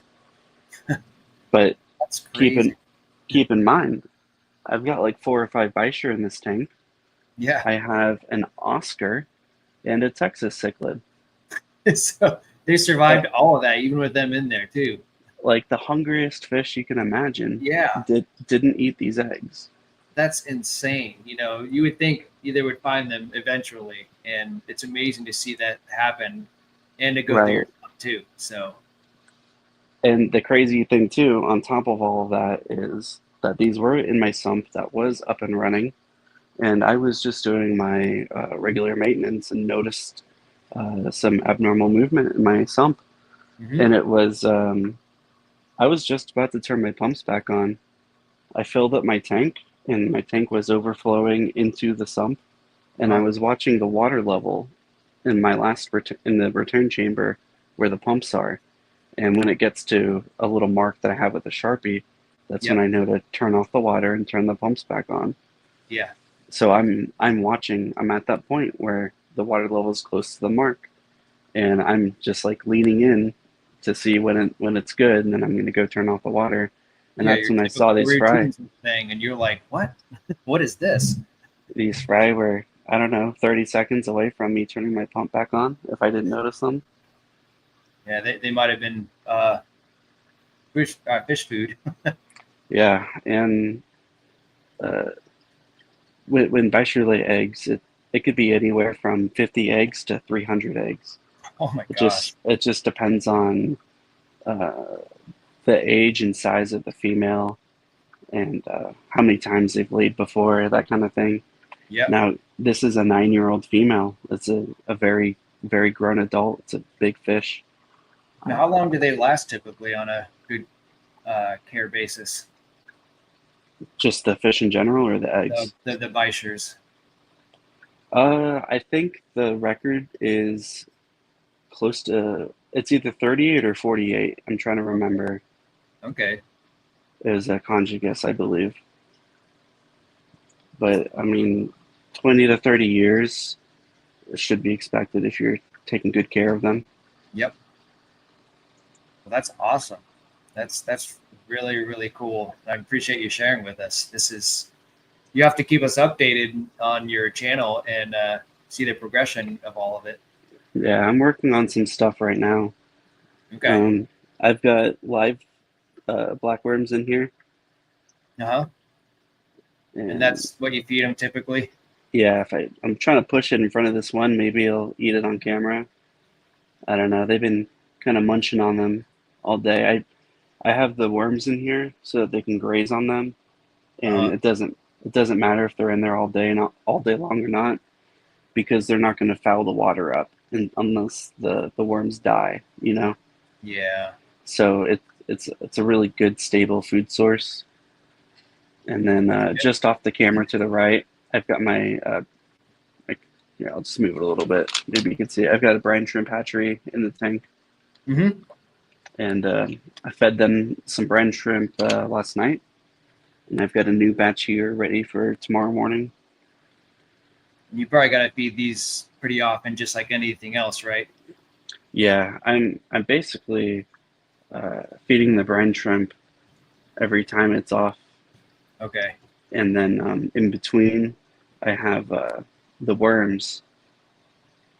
So I'm watching this one right here. He's got the worms right in his face. If he was hungry, he would tear one apart. Yeah. You can kind of see his pectoral fins moving a little bit. Yeah. I can see a little. It looks like he's posturing. So he might go for one. I don't know. The But suspense is killing me. yeah, unfortunately there's not too much action going on in here because they've kind of been grazing on worms all day. They've Yeah. already gone up in size quite a bit. Okay. They've definitely thickened up. This one up here is the one I've been watching. Okay. I hand fed some worms to that one just because it's a little bit thinner than the other two. But That's amazing. yeah, Do you think all those worms will be gone by tomorrow if they get hungry enough? Will they eat that much? Yeah. And then I have a pretty big culture of worms on the shelf next to me here, which this was like totally not expected. And as soon as I found them, I was immediately like trying to contact anyone I knew from my fish club, anyone Okay. that had live foods. So I was Yep. prepared with brine shrimp because I have my gadaids and everything, so they eat the brine shrimp. Okay. But I know all the people that I talked to, that breed larger Bichir overseas. There's only a few of them, but they are the experts. If you look up Polypterus Lab on Instagram or Facebook, Okay. I'm not going to attempt his name, but he's a very intelligent man over in Korea who has probably the best breeding setup for Bichir that you can imagine. And he's recommending that I do the worms. So Okay. if he says worms, I'm doing the worms. Yep. So I went out to everyone in my club and I'm like, I'm making phone calls. I'm having other people text people for me. Anyone in my area that has worms, let me know. You know, I'm paying top dollar here. This is important. Absolutely. I mean, you don't want to And lose these guys. This is a rare opportunity for you, so you want to try to do the best to keep them right, in good shape. So that makes sense. yeah. So I managed to get some black worms, and then I have a small culture of the micro white worms, Okay. and then the brine shrimp. So I think I've got enough, or at least A an good ample start, amount that's of for sure. variety. Yep. And that's one thing I always try to do with, it's good to have a nice variety anyways, to feed any Yeah. type of, fish or what have you. So that's good. Yeah, that guy on the bottom of the screen, he just turned a little bit, and then Yep. looks like on the left side in the middle, he's turning. But I don't Are know. they, with this being this young, are they kind of slow, or is it more like an attack, or like whenever they normally eat, or is it, how does Oh, that? they are baby monsters. Okay. Oh, maybe left side in the middle. Looks like he might be trying to go for something. Mm-hmm. I'm not trying to plug my videos. I don't. Oh, yep, here we go. Left side. He's Yep. There he goes. A go little for bit. it. Come on, buddy. If he actually goes for it, you'll see how aggressive he is, even as a half-inch fry. I made He's a thinking short. about it. Yeah, I hope he goes for it on camera here because that'd be sick. I have a short, which I don't give a shit about the views, but if Right. anyone wants to go and watch it, these little fry will just rip apart anything. They'll do like the death roll and everything, just like the adults do. I'm hoping he does it now, but maybe on the top. He just moved a little bit. They're gonna be camera shy. Of course, when you want it to happen, it never does, right? Yeah. See, if I was smart, I would have just not fed them until I went on camera. But Right. I'm not. Yeah. I'm not risking anything with these guys. I'm trying to get them as plump as I can. I'm trying to gut load them. Yep. Well, if you want, we can keep an eye on things, and we can bring Jose up and keep all of our cameras up. Or if you want to if you want to continue watching for a few minutes and see what happens and go from there, I'll leave it up to you. Yeah. Unfortunately, these guys are completely unscripted, so they've got a mind of their own. Yep. But it is incredible to see them eat. I have yet to see I've seen Bichers eat on other YouTuber channels and full grown, and I've seen them before. But I always wanted to see one of them being fed in person, just because I think it'd be really neat. I've never seen it before.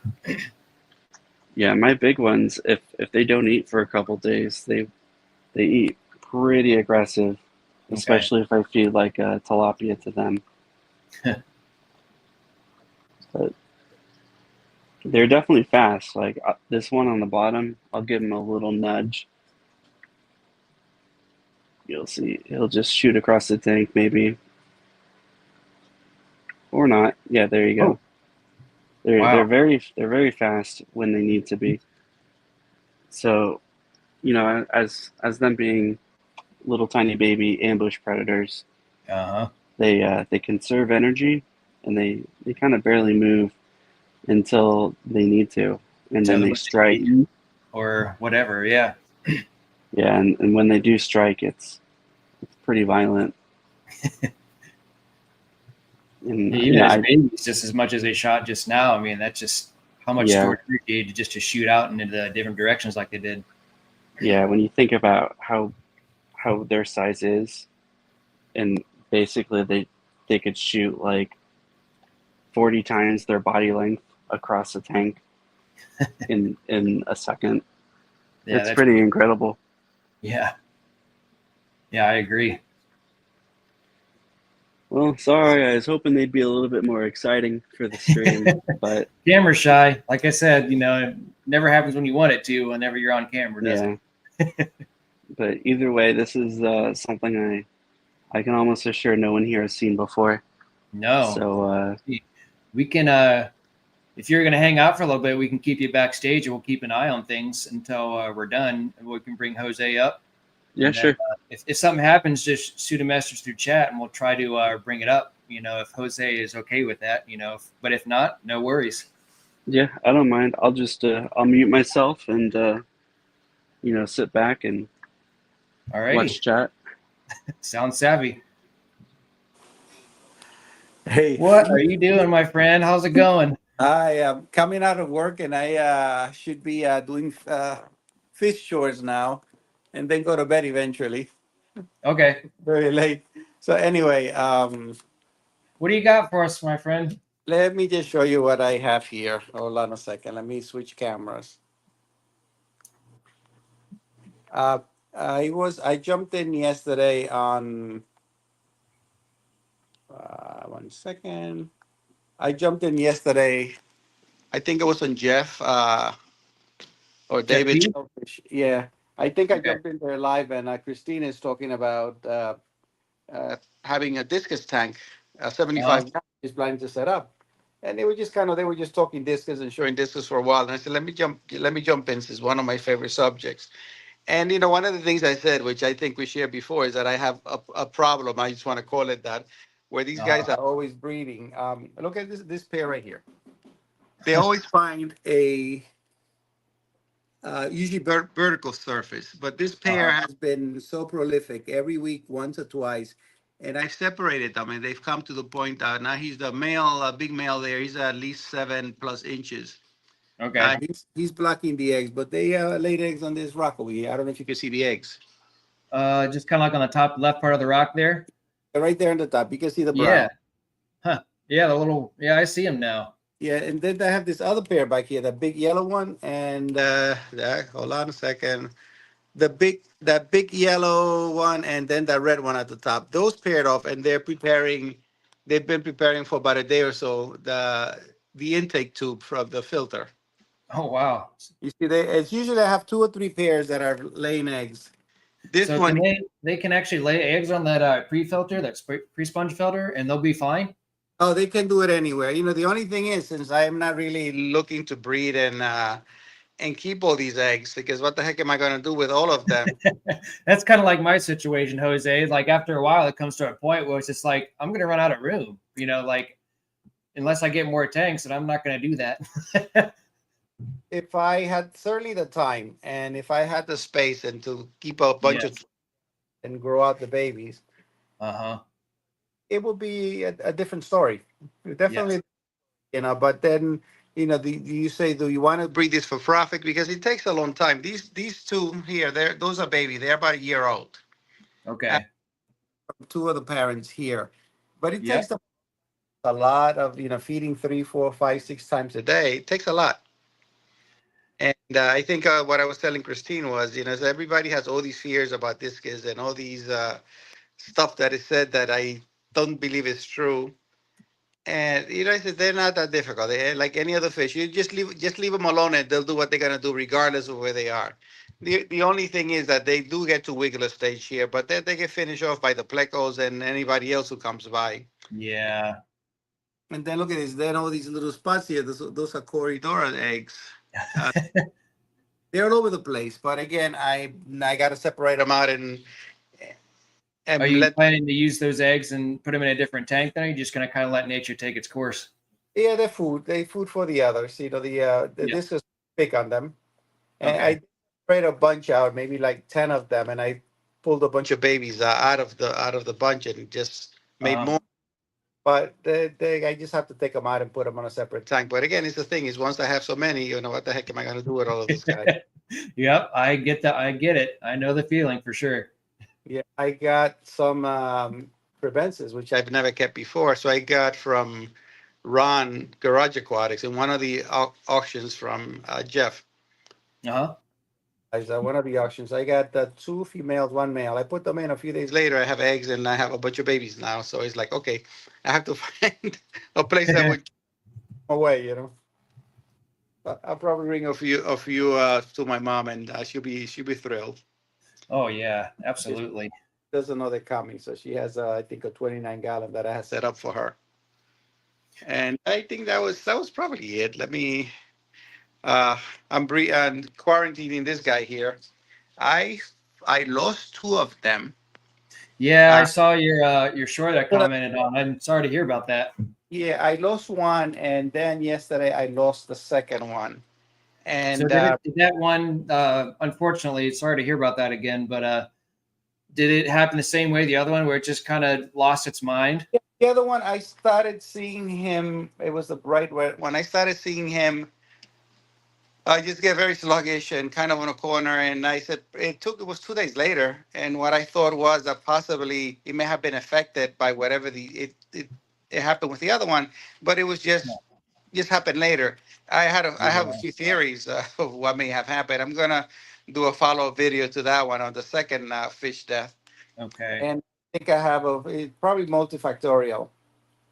Yeah. Uh, yeah, these corridors that are here came from this turbine also. These came from David Okay. Elfish. Again, Oh from one yeah. of the Okay. orphans. From one of Yeah. the orphans. They're already adult size, and those are probably will be laying eggs again. I saw these guys, and I just had to get them. the the Oh, those are bright glow yellow. I've never glow seen core. Corys that bright yellow. Yeah, they are glow cories. I didn't know they were making them. You know, That's pretty so cool. yeah, so that's gonna go into add a little color to the to the barb tiger barb tanks. Yes. And this one here, I'm sure these guys are beginning to show themselves. The glow Oh, yeah. angels. The glowfish angels. Yep. Yeah, they're pretty. Again, I like fish for the color, as I've said before multiple Yep. times. Yes. Anyway, I Yes. don't want to keep more of your time. We can let somebody else come on. I just wanted to share the thing about the eggs and the discus. Just try them. If you are hesitant about it, will you lose a fish? These two, it's rare that I lose discus. Yeah. Not during quarantine, for sure. Yeah, it was just crazy because the day that you put out that short was the day that I lost my biggest fish, my Venusis, in my peas Yeah, and halves tank. And I yeah, was just like, what yeah. irony at its best? What the heck? Right. And somebody else, like two other people commented also. I forgot who they were. For the Uh-huh. same thing. They're doing apparently fine, and then suddenly they're gone. Yep. And It's so bizarre because it was like I said, like it was like the healthiest fish in my tank. It was the guy that ran the tank. No one bothered him, and he put everyone in line. So it was kind of like, what the heck happened? yep. Yeah, I But just it is see what it is. yeah, I see one of my electric blue Acaras here that it's being pecked at on the floor. Just found it.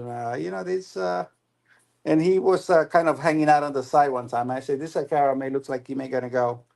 So I have to pull him out. I just realized that there was a lot of activity going on Yeah. on a corner here, so everybody's kind of pecking on him. But he's passed.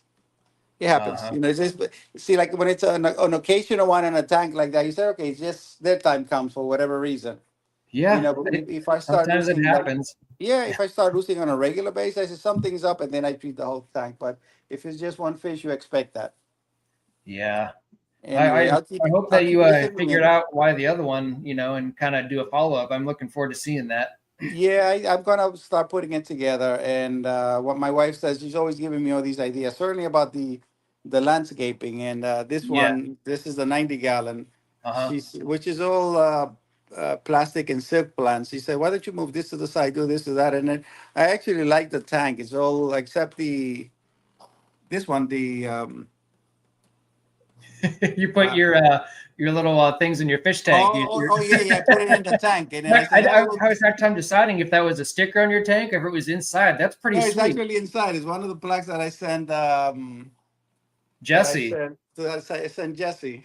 Yeah. Yeah, That's funny. I ordered some, and I was gonna ask you at some point later once I get them to send me your address if you wanted. I wanted to send you one also. I offered George one, Okay. And this came after the sign that I had made. They supposedly these were free. I mean, they'll probably charge us part of the whole package, but they're pretty Yeah. nice. They Yeah, they so I did put turn it out really inside nice. there. Anyway, so that was not the intention of showing that, but I just wanted to show you the aquascaping that my wife kind of directed me to do, and the That's same pretty cool thing. though. Even if everything's fake and everything, it still looks nice, you know? Yeah, it is. Yeah, they're fake, except the cryptocorin. That's the only one there that the Congos, the Congo tetras and the Venositis tetras have not touched. But anyway, let me let you guys go. I'll be listening and working, but let somebody else a chance to show. Well, I thank wanted you, to, Jose, for sharing, and take care. And we'll see you very soon, I'm sure. yeah. All right, take care. I'll be All listening. right.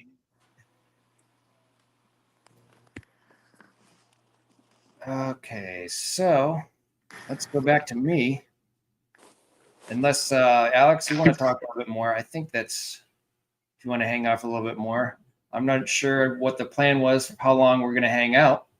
As long as the night is still alive, I'll still be here.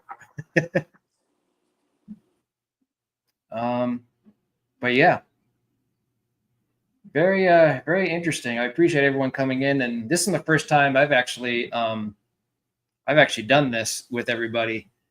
Is okay, that's fine. We'll keep it up here for a little bit longer. But yeah, this is the first time I've ever done this with you guys. I know I've seen other channels do this where they say, hey, show us your tanks and show us what you guys got going on. And I got to thinking, and I was like, I've never done that before on my channel. So I know like maybe Tuesday night's kind of a different night to do it on, but it worked out. We had 3 people on here so far, and I appreciate Brandon and NC and Jose coming up here and sharing their insights and their tanks and their new updates and stuff. So that's pretty cool. And I was even able to give, my insight, on what I'm doing with changes in my fish room too. But it's just like what Jose said, after you have so many babies and so many fish and you start breeding, I mean, it's a whole lot of fun. I mean, I've learned so much with my breeding process and stuff that it was just an eye opener for me. And just like I said, a fish is 5-6 months old and all of a sudden they're already holding fry in their mouth. I'm just like, that's crazy to me. So everything must be healthy. I don't really have much fish deaths down here. And usually if there's anything, it might be a small one just because if there's so many in my tanks, though I might just lose one here and there. So that's why I'm kind of at the point to where I need to start moving fish and stop the breeding process at the moment, because if I don't, I'm gonna have to have a freaking store down here, and I just don't have the time or the room and capacity to do it. So that's kind of like where my changes are. If I don't have the room, where am I going to put all these things? I'm not going to have any more than I already have, and it's a lot. So, but it's been a fun ride. I mean, it's been a great time doing all this, and I've learned a lot, and I've got a lot of help from various people, and being on YouTube, just reading through the chat here and getting everyone's else's help and everything. It's been a lot of fun.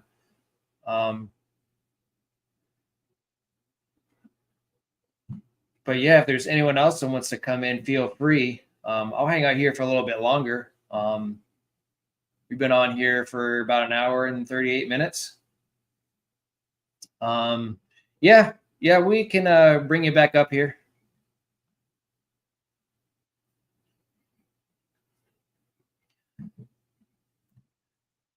But yeah, it's been fun.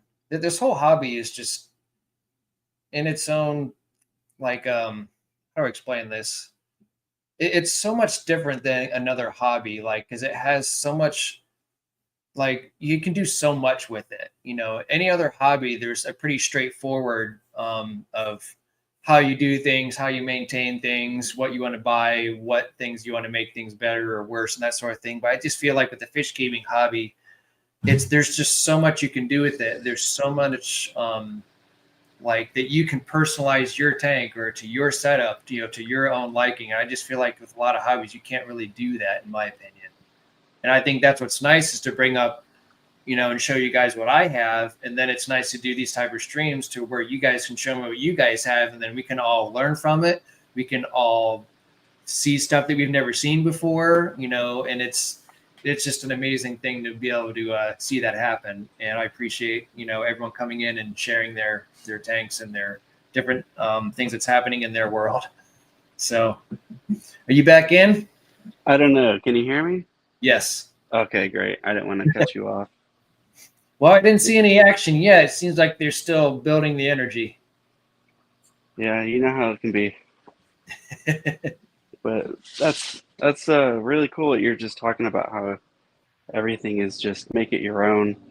Yeah, and I think that's just one of the things I've really appreciated. And as a kid, you just don't realize that because there's so much going on and you're growing up. And even when you're, 18, 20, 22 years old, how every 20-year-old wants to go out and do their thing, and Right. as I'm like more settled down and stuff, wife, kids, family, that sort of thing, you start to dive into a hobby that you really want to get your kids involved with. And it means a lot more to you as opposed to just, it seems like that's where a lot of the hobby phases off for people that start fish keeping as kids and they get older, then they lose track and then they pick it back up. And it's just like, you didn't realize that there's so much you can do with this hobby. Right. As opposed to anything else. And I think that's what makes this hobby really special, in my opinion. It's so unique because you can personalize it to however you want. That not one fish tank is going to be exactly the same. You can go to any fish tank, any store, any person's house, and you can just see something different that you're like, you know what? I've been doing this for 20 years. You're like, I've never seen that done that way before, and it works. And then it's just an amazing thing to see. Yeah, like I was over here. I kept joking around. I feel like a mad scientist with this breeding setup I threw together for these guys, and I could show a little bit of that. Just the amount of customization that we have to be able to reach the goals that we have is just incredible, especially in this day and age. Oh yeah. Like right now, where we're looking at these little fry. They're in a 3D printed breeder box, and this one's from Lowell, and he's got some really great stuff. Looks like we got some movement going on in there. Yeah, a little bit. Just being able to 3D print like a very specialty piece has been instrumental in doing this. Otherwise, I'd be using like a clear container like this. Yeah. And I would you buy at Walmart or something just to make it work. And technology has come a long way to help us out in this hobby. And it's very useful for us. I'd be using something like this at the top of the tank, and maybe I would drip, have like a slow drip of water or something, and very light air bubble agitation going on. But because of the technology that we have today, I've got a few of these breeder boxes made up, and finally able to use one for myself. I did a few of these for some friends, not at profit, but being able to use it myself has been really great. Yeah, and you learn from it, and then you can share with what you learned from with other people and to help everybody out. Yeah. Here, let me pop this phone off the tripod here, and I'll show you what we're looking at. So this is just a regular 20-gallon tank. Don't worry about the egg crate. That's just behind the tank. Oh yeah. Okay. I've got like storage back there. That's actually a low boy, a 50-gallon low boy in the back there. Yeah. Oh, and little lungfish. Guy's a beast. Don't worry, he's only a tiny little thing. He's got room to grow then, huh?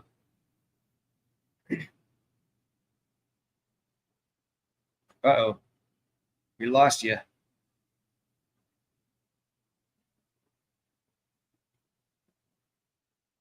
Hopefully I'm still here.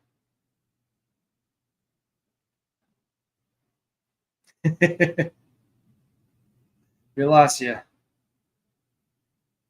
Maybe we'll catch back up and pick up where he left off. Something happened. Hey, there we go. All right, we're back. Yep. Go ahead. Okay, there we go. The internet just chopped up or whatever. But you're I good have now. an ACO pump up here, and I have two airline drops. One's going to the brine shrimp hatchery, and the other one feeds in down into this tube here. And this is kind of like an intake. Okay. And what's happening here, it's kind of like a Venturi effect where the air bubbles are going up, but as it's going up, it's pulling water through the tube up also. Oh, wow. So it's like a very, very gentle water flow in. I have it set very, very low. Yep. And yeah, it's pretty effective. Like if I emptied half this water, it would basically fill up again within like 30 seconds. But the flow is very, very low at the same time. So you can see a very slight agitation. Mm-hmm. Just It's enough. it's very calm. You know. So what is 'cause this? What has this been then? Is this something that you personally made, or is this something that like that you developed, or like you explain more about it? Well, this breeder box is designed by Lowell's Fish Lab on YouTube. Okay. He's got an incredible channel, and he makes some really good custom projects, kind of focused around breeding. Yeah. And I'm all about like photography and stuff. And he's got a good video he just put out recently about how to get better photos in Yeah. your fish by making like a custom tank that's made just for Just for pictures. just for pictures. Okay. But I highly recommend his channel. He's got some really great stuff. But he designed this box. I take no credit for that design.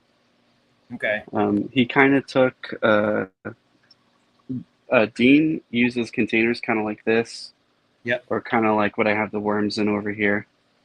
Okay. And he took these containers that Dean uses for his like fry setup and kind of 3D modeled what he thinks would be like the next step up, which ended up turning into this box. And it's the files and everything for the box, if you have a 3D printer, are very cheap. If you subscribe to his Patreon, it's I don't know, it's like $5 or something, but you get access to all of his files. Oh, wow. But if And that's how you you don't were able have to make this. yeah, but if you don't have a 3D printer, he does sell these boxes already made. Okay. I'm not sure about the prices of those. And I mean, I'm not trying to be an infomercial for him, but I'm just trying to help people trying to breed. Yeah. Absolutely. You know, these boxes have been featured on Aquarium Co-op's channel a few times. Corey's been working with him now. They are trying to develop something cool, but yeah, I have one of these boxes. We're on a 20-gallon tank. I threw a bag of media in the bottom here. It's definitely overkill for 3 little fry, but you know, I have don't a know. sump. I always like overfiltration. Never hurts. I have a sump with, I don't know, 100 of these bags. So I just threw one in here because, you know, it can't hurt. No. It's always there's nice a to heater in the transfer back. media.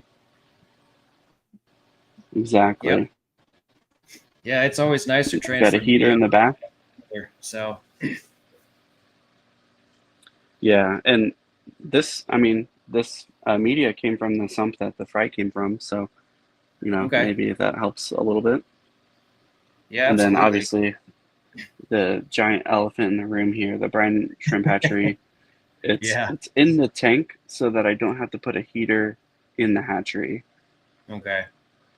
And whenever I feed it, which I only have access to one hand, but I could take this out and flip it around and hang it over the other end. And then you just turn the bottom nozzle and it'll just drain into a container. And you can use like a sieve or whatever and filter out the water from the brine shrimp that way. Huh. That's interesting. And that was something that you had also bought or you had made yourself, or? No, this is the Ziz hatchery. You can get this on the Aquarium Co-op website. Okay. Yeah, they've come a long way, Aquarium Co-op. I mean, some of the stuff that they're even now coming out, it's kind of amazing. Right. Yeah, like this one, you can easily make your own out of a 2-liter bottle. Mm-hmm. That will do the same thing. But with this, you don't have to worry about it spilling. You don't have Yeah, to have some kind of special hook through cheap plastic, like a lot more hooked user on. friendly. Yeah, I just they have a spot for the airline right here on the top, Uh-huh. and the whole lid comes off, and you see it's a hardline tube on the inside, Yep. and that little clear plastic bit right there is an airline or is a airstone, Air stone. Yep. and you see there's a thermometer on the lid too. How'd you get that thing on there? Like Is it just made that way?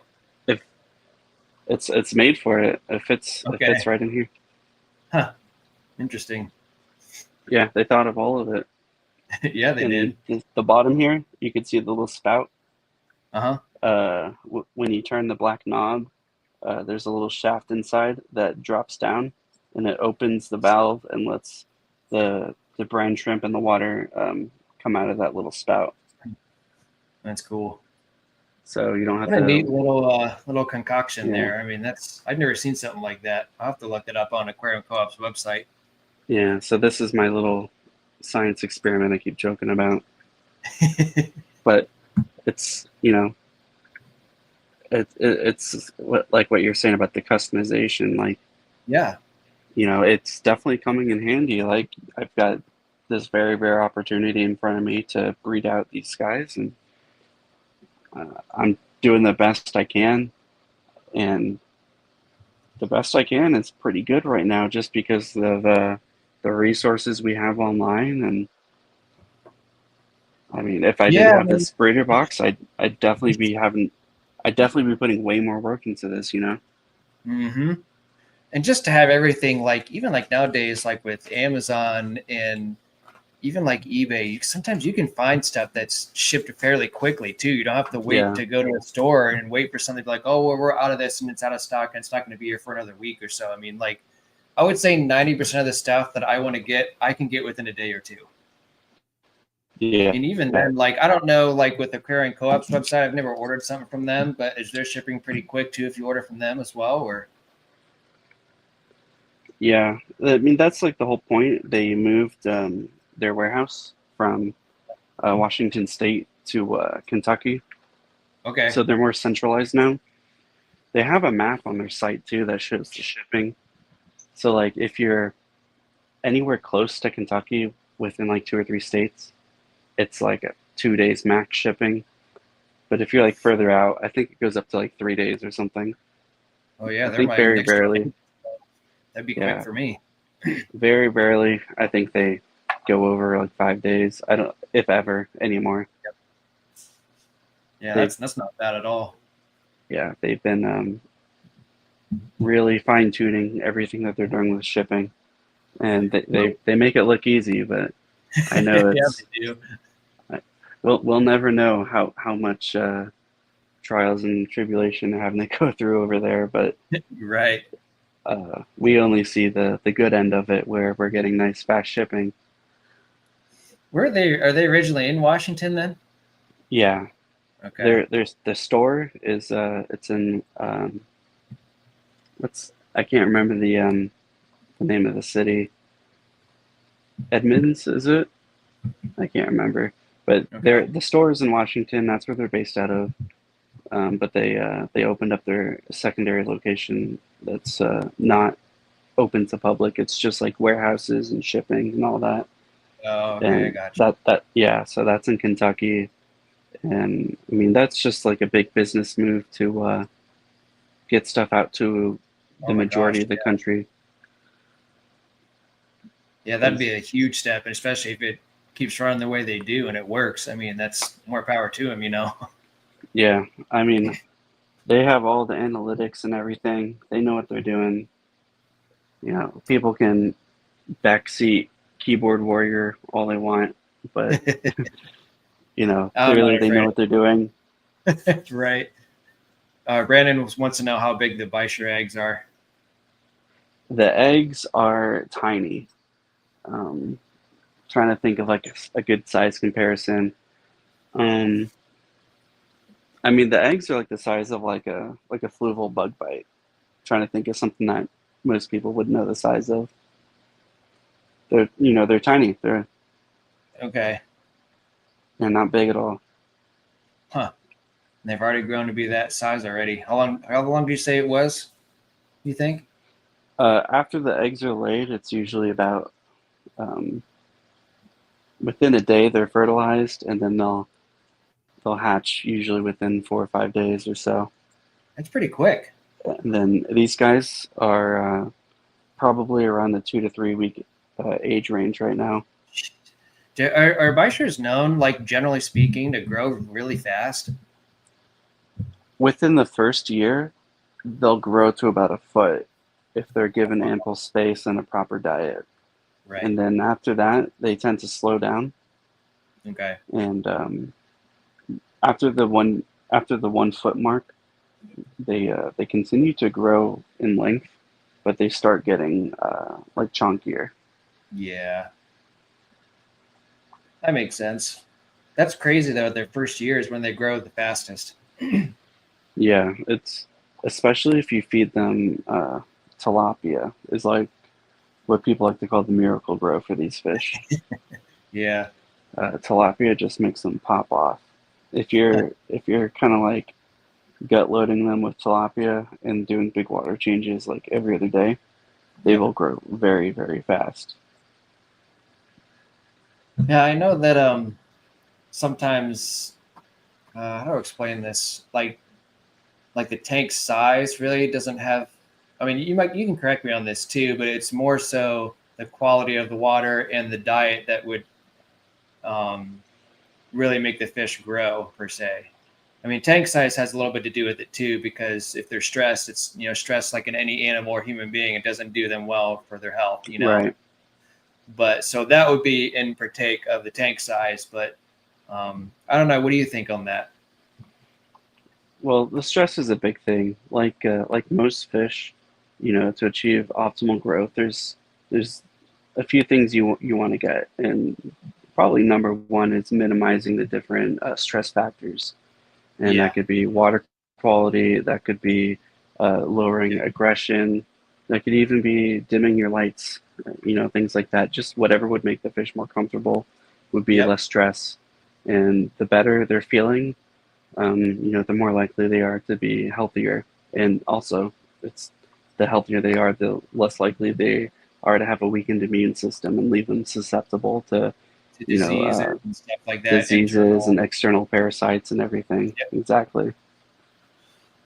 Yeah, so that's one thing I've learned myself. That's why like I continue to say throughout this live stream, that I need to start moving fish around, because if not, it's going to stunt their growth just from, they're not going to grow anymore being a small tank. So I need to eliminate the breeding process and move them into bigger tanks, or otherwise they're not going to get much bigger. Yeah. So that's why So I was talking about that. That's why I wanted to bring that up. And tank size is still important, but maybe even less important for some fish more than others. Right. So the classic, the fish only grow to the size of the tank misnomer, that isn't true. There is actually a little bit of truth to that, but it's not quite the size of the tank. Yeah, there's a lot of factors like we had just mentioned. It's not just the dimensions of it. There's more to it than that. Yeah, and some fish do this and some fish don't. So don't take this and use it. You apply it to every fish you know. Yeah. But these fish in particular do release a growth inhibiting hormone. Okay. These are like the experts of survival and evolution. These are prehistoric species that come from the harshest environments of Africa, and they've developed lungs to be able to breathe air. They've developed these growth inhibiting hormones to be able to survive in small puddles during drought seasons in Africa. Whenever they detect that they're not getting an influx of fresh water, it kind of triggers that they might be in a small puddle, and they release these hormones to stop themselves from growing so that they can still survive, at least in the healthiest way possible. Yeah.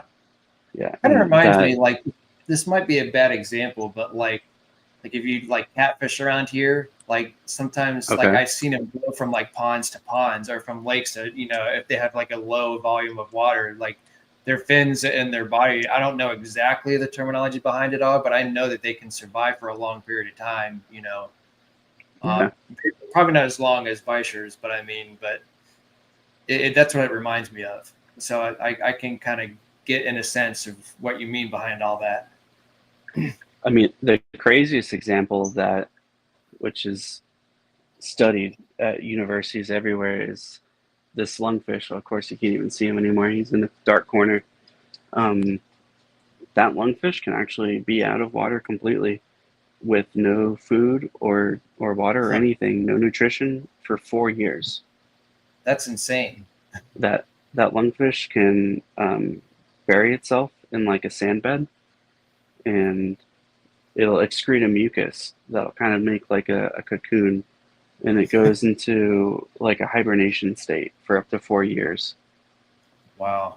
It's just wild, the kinds of evolution that you can find in fish, and particularly these more ancient Stuff that's been African around fish. for hundreds of years, Yeah. like just mind blowing. Yeah, but that whole growth inhibiting hormone stuff really comes into effect in our fish rooms when we think about our water change schedules.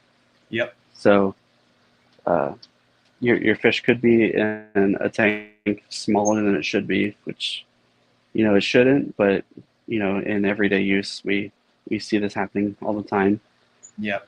and it's not the end of the world, but the solution No. around it is to be extra up to date with water changes and even increasing your schedule. Yeah, and that's one thing that I have done with my fish room is there's a lot of African cichlids in small tanks, but I'm also keeping up on water changes, and I don't test my water on a daily or any type of regular basis because I just know that I need to do it in order to keep these fish alive and to continue to thrive. Yeah. So, And That's you hear kinda- stuff about discus breeders where they are doing like 90% water changes every single day. That's the extreme on the other side. it's a lot to keep up with, and I tip my hat off to Jose for having all his discus, and he does a fine job with everything that he's done. Yeah, his are beautiful. He's Yep. doing an excellent job. Yeah, and he's just like all of us. We all have wife, family, kids, and a work life and everything. He's works in the medical field, so for him to be able to keep up with all that stuff in his regular life schedule, plus doing all the discus stuff, I mean that's great. Yeah, he's literally working miracles and then coming home and doing a Doing fish miracle in miracles. itself. Yeah. Yeah. Yeah, I have nothing but respect for him. He's doing an Yes. excellent job. Yes, I agree. And he's, you were probably watching on my live stream with him, and we were talking about all the different ways that he medicates fish and stuff. Like he makes his own like medicines for it, and for all his fish, get anything store bought, and it works for him. And that's a phenomenal thing to learn and thrive from, to be able to do your own medications for your fish, not have to go to a store and be like, what's my fish have? And he just knows. So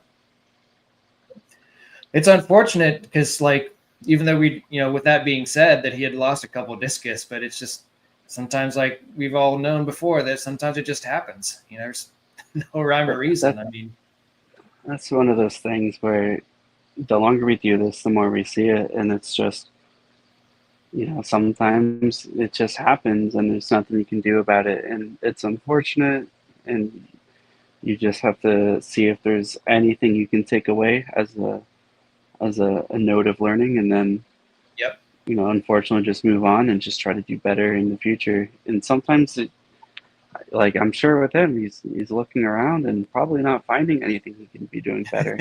It just happens sometimes, and that's just how it goes with fish. On my personal experience, the only thing I do just as a habit, and I pretty much kind of know already that the amount of water changes I do, and because I know my schedule, I just automatically just do a test just to make sure everything pans out.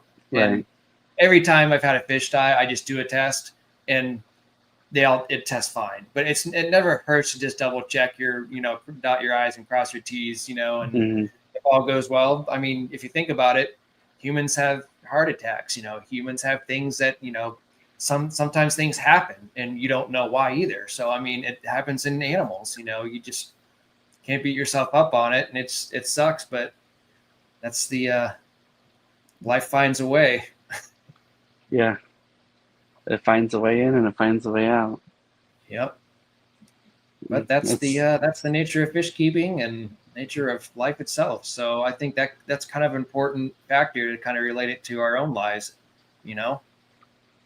Yeah, fish can get internal tumors, and there's different types of cancer that can be inside fish too, and there's a lot of things that you'll never know why a fish died unless you were in a lab setting and were able to do like a proper dissection and Yes. maybe had a degree in biology or something. And that, unfortunately, that's not most of us. Yeah, we are not fortunate to have that background as opposed to other YouTubers or other people that are in the medical field that have that luxury and knowledge. I see. Brandon was wondering what your plans for the baby Bishers. Yeah, I see that. I pulled it up on my laptop on the side over there. Ideally, I would love to keep them because these are like little miracle babies, I call them right now. Yes. Especially since, Baisha are something that are very near and dear to me, and these are the first ones that, are homegrown for me, and I'm the only one that can say that in the country. So Yep. I feel like that I'm really proud about that. But yeah, it's a very fortunate thing, and it's something that if I was in your position, I would probably keep them as well, just because of that reason alone in itself. Yeah. The issue I run into is if I were to keep them, I am going to have to get another very large tank. Yes. Because the tank that they came from is already full. Even though it's not full right now, Yeah. it's off limits to new fish because the fish that are in there now, they still have some of them 20, 30 years of life left, and they're going to be growing. And when they are all at full growth, they are going to be probably exceeding what I can hold in that tank now. So in the future, I'm going to be having to pull from that tank and split it up a little bit. So I definitely can't be adding 3 more fish. But also these 3 fish, they might be half an inch right now.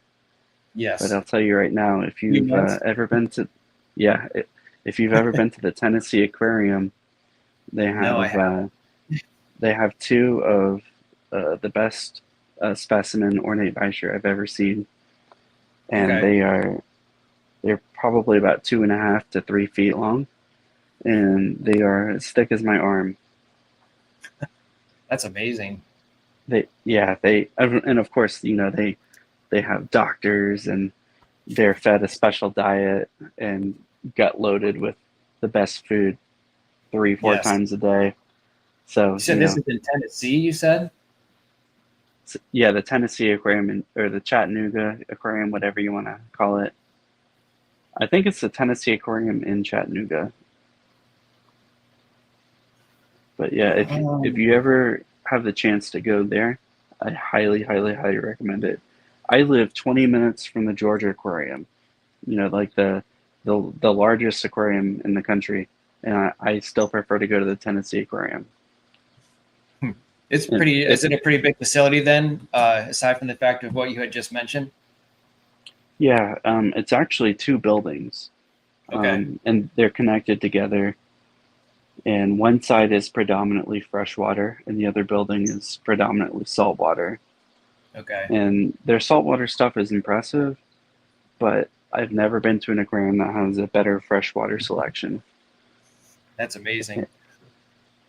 I will. If anyone I'll have to ask Ben Ochart tomorrow, maybe before live or even during our live, if he's ever been to it, because he's in Tennessee. Yeah. So I bet he's probably at least heard of it. Oh, for sure. I don't think anyone in the state hasn't. Right. this is the first I've heard of it, but I mean, it's nice to hear new places and things to find out, and maybe new vacation spot for a weekend or something. Yeah. If anyone is going there, by the way, I'm always more than willing to make the 2-hour drive. If a good weekend, I'll go there for a day.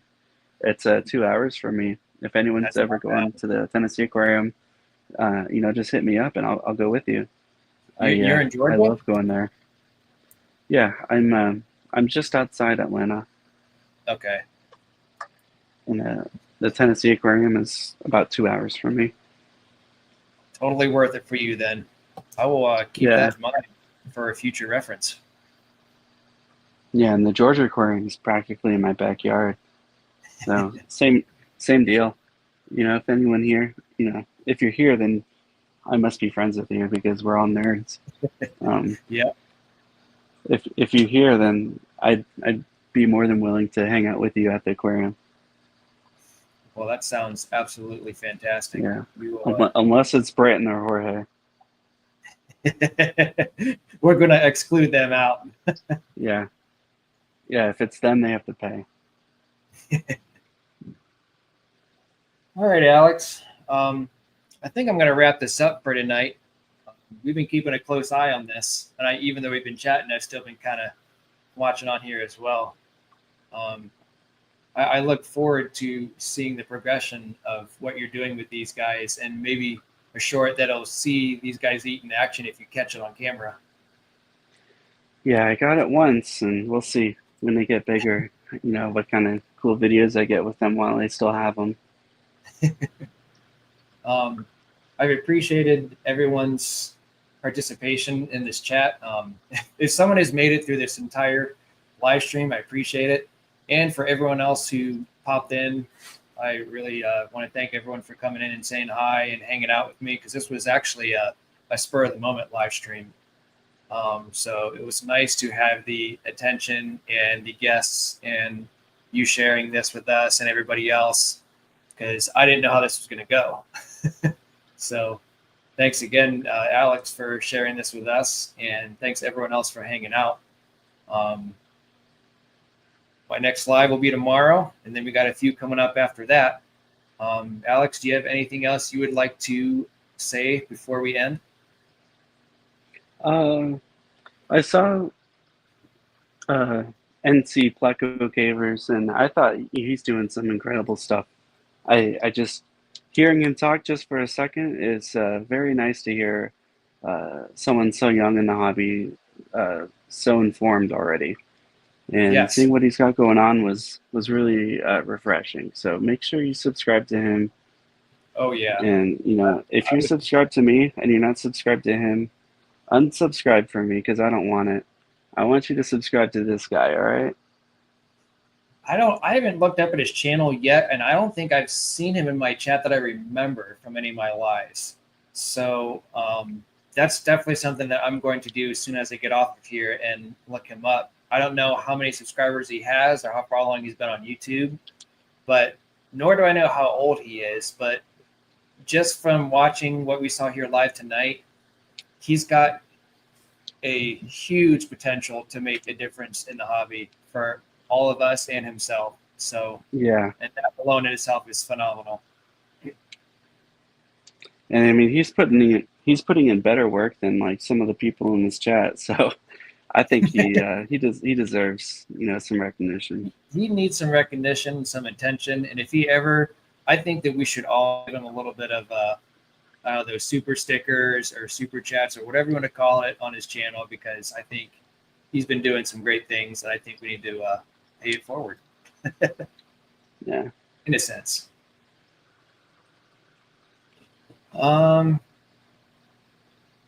Yeah. I think that was a good thing to mention before we leave. Coro says, Alex, hang on. Alex, the Beischer Butler churner. Thanks for that, Coro. Well, everyone, it's been real. It's been fun, and it's been a great experience tonight. I'm really glad that I decided to do this on the fly at the last minute after a few hours before live stream. and after Jesse, so that worked out well. So take care, my friend. Take care, everybody else. And then Fathom/Alex, I will see you soon, maybe tomorrow. All right. See you guys. Thanks for coming on. Later.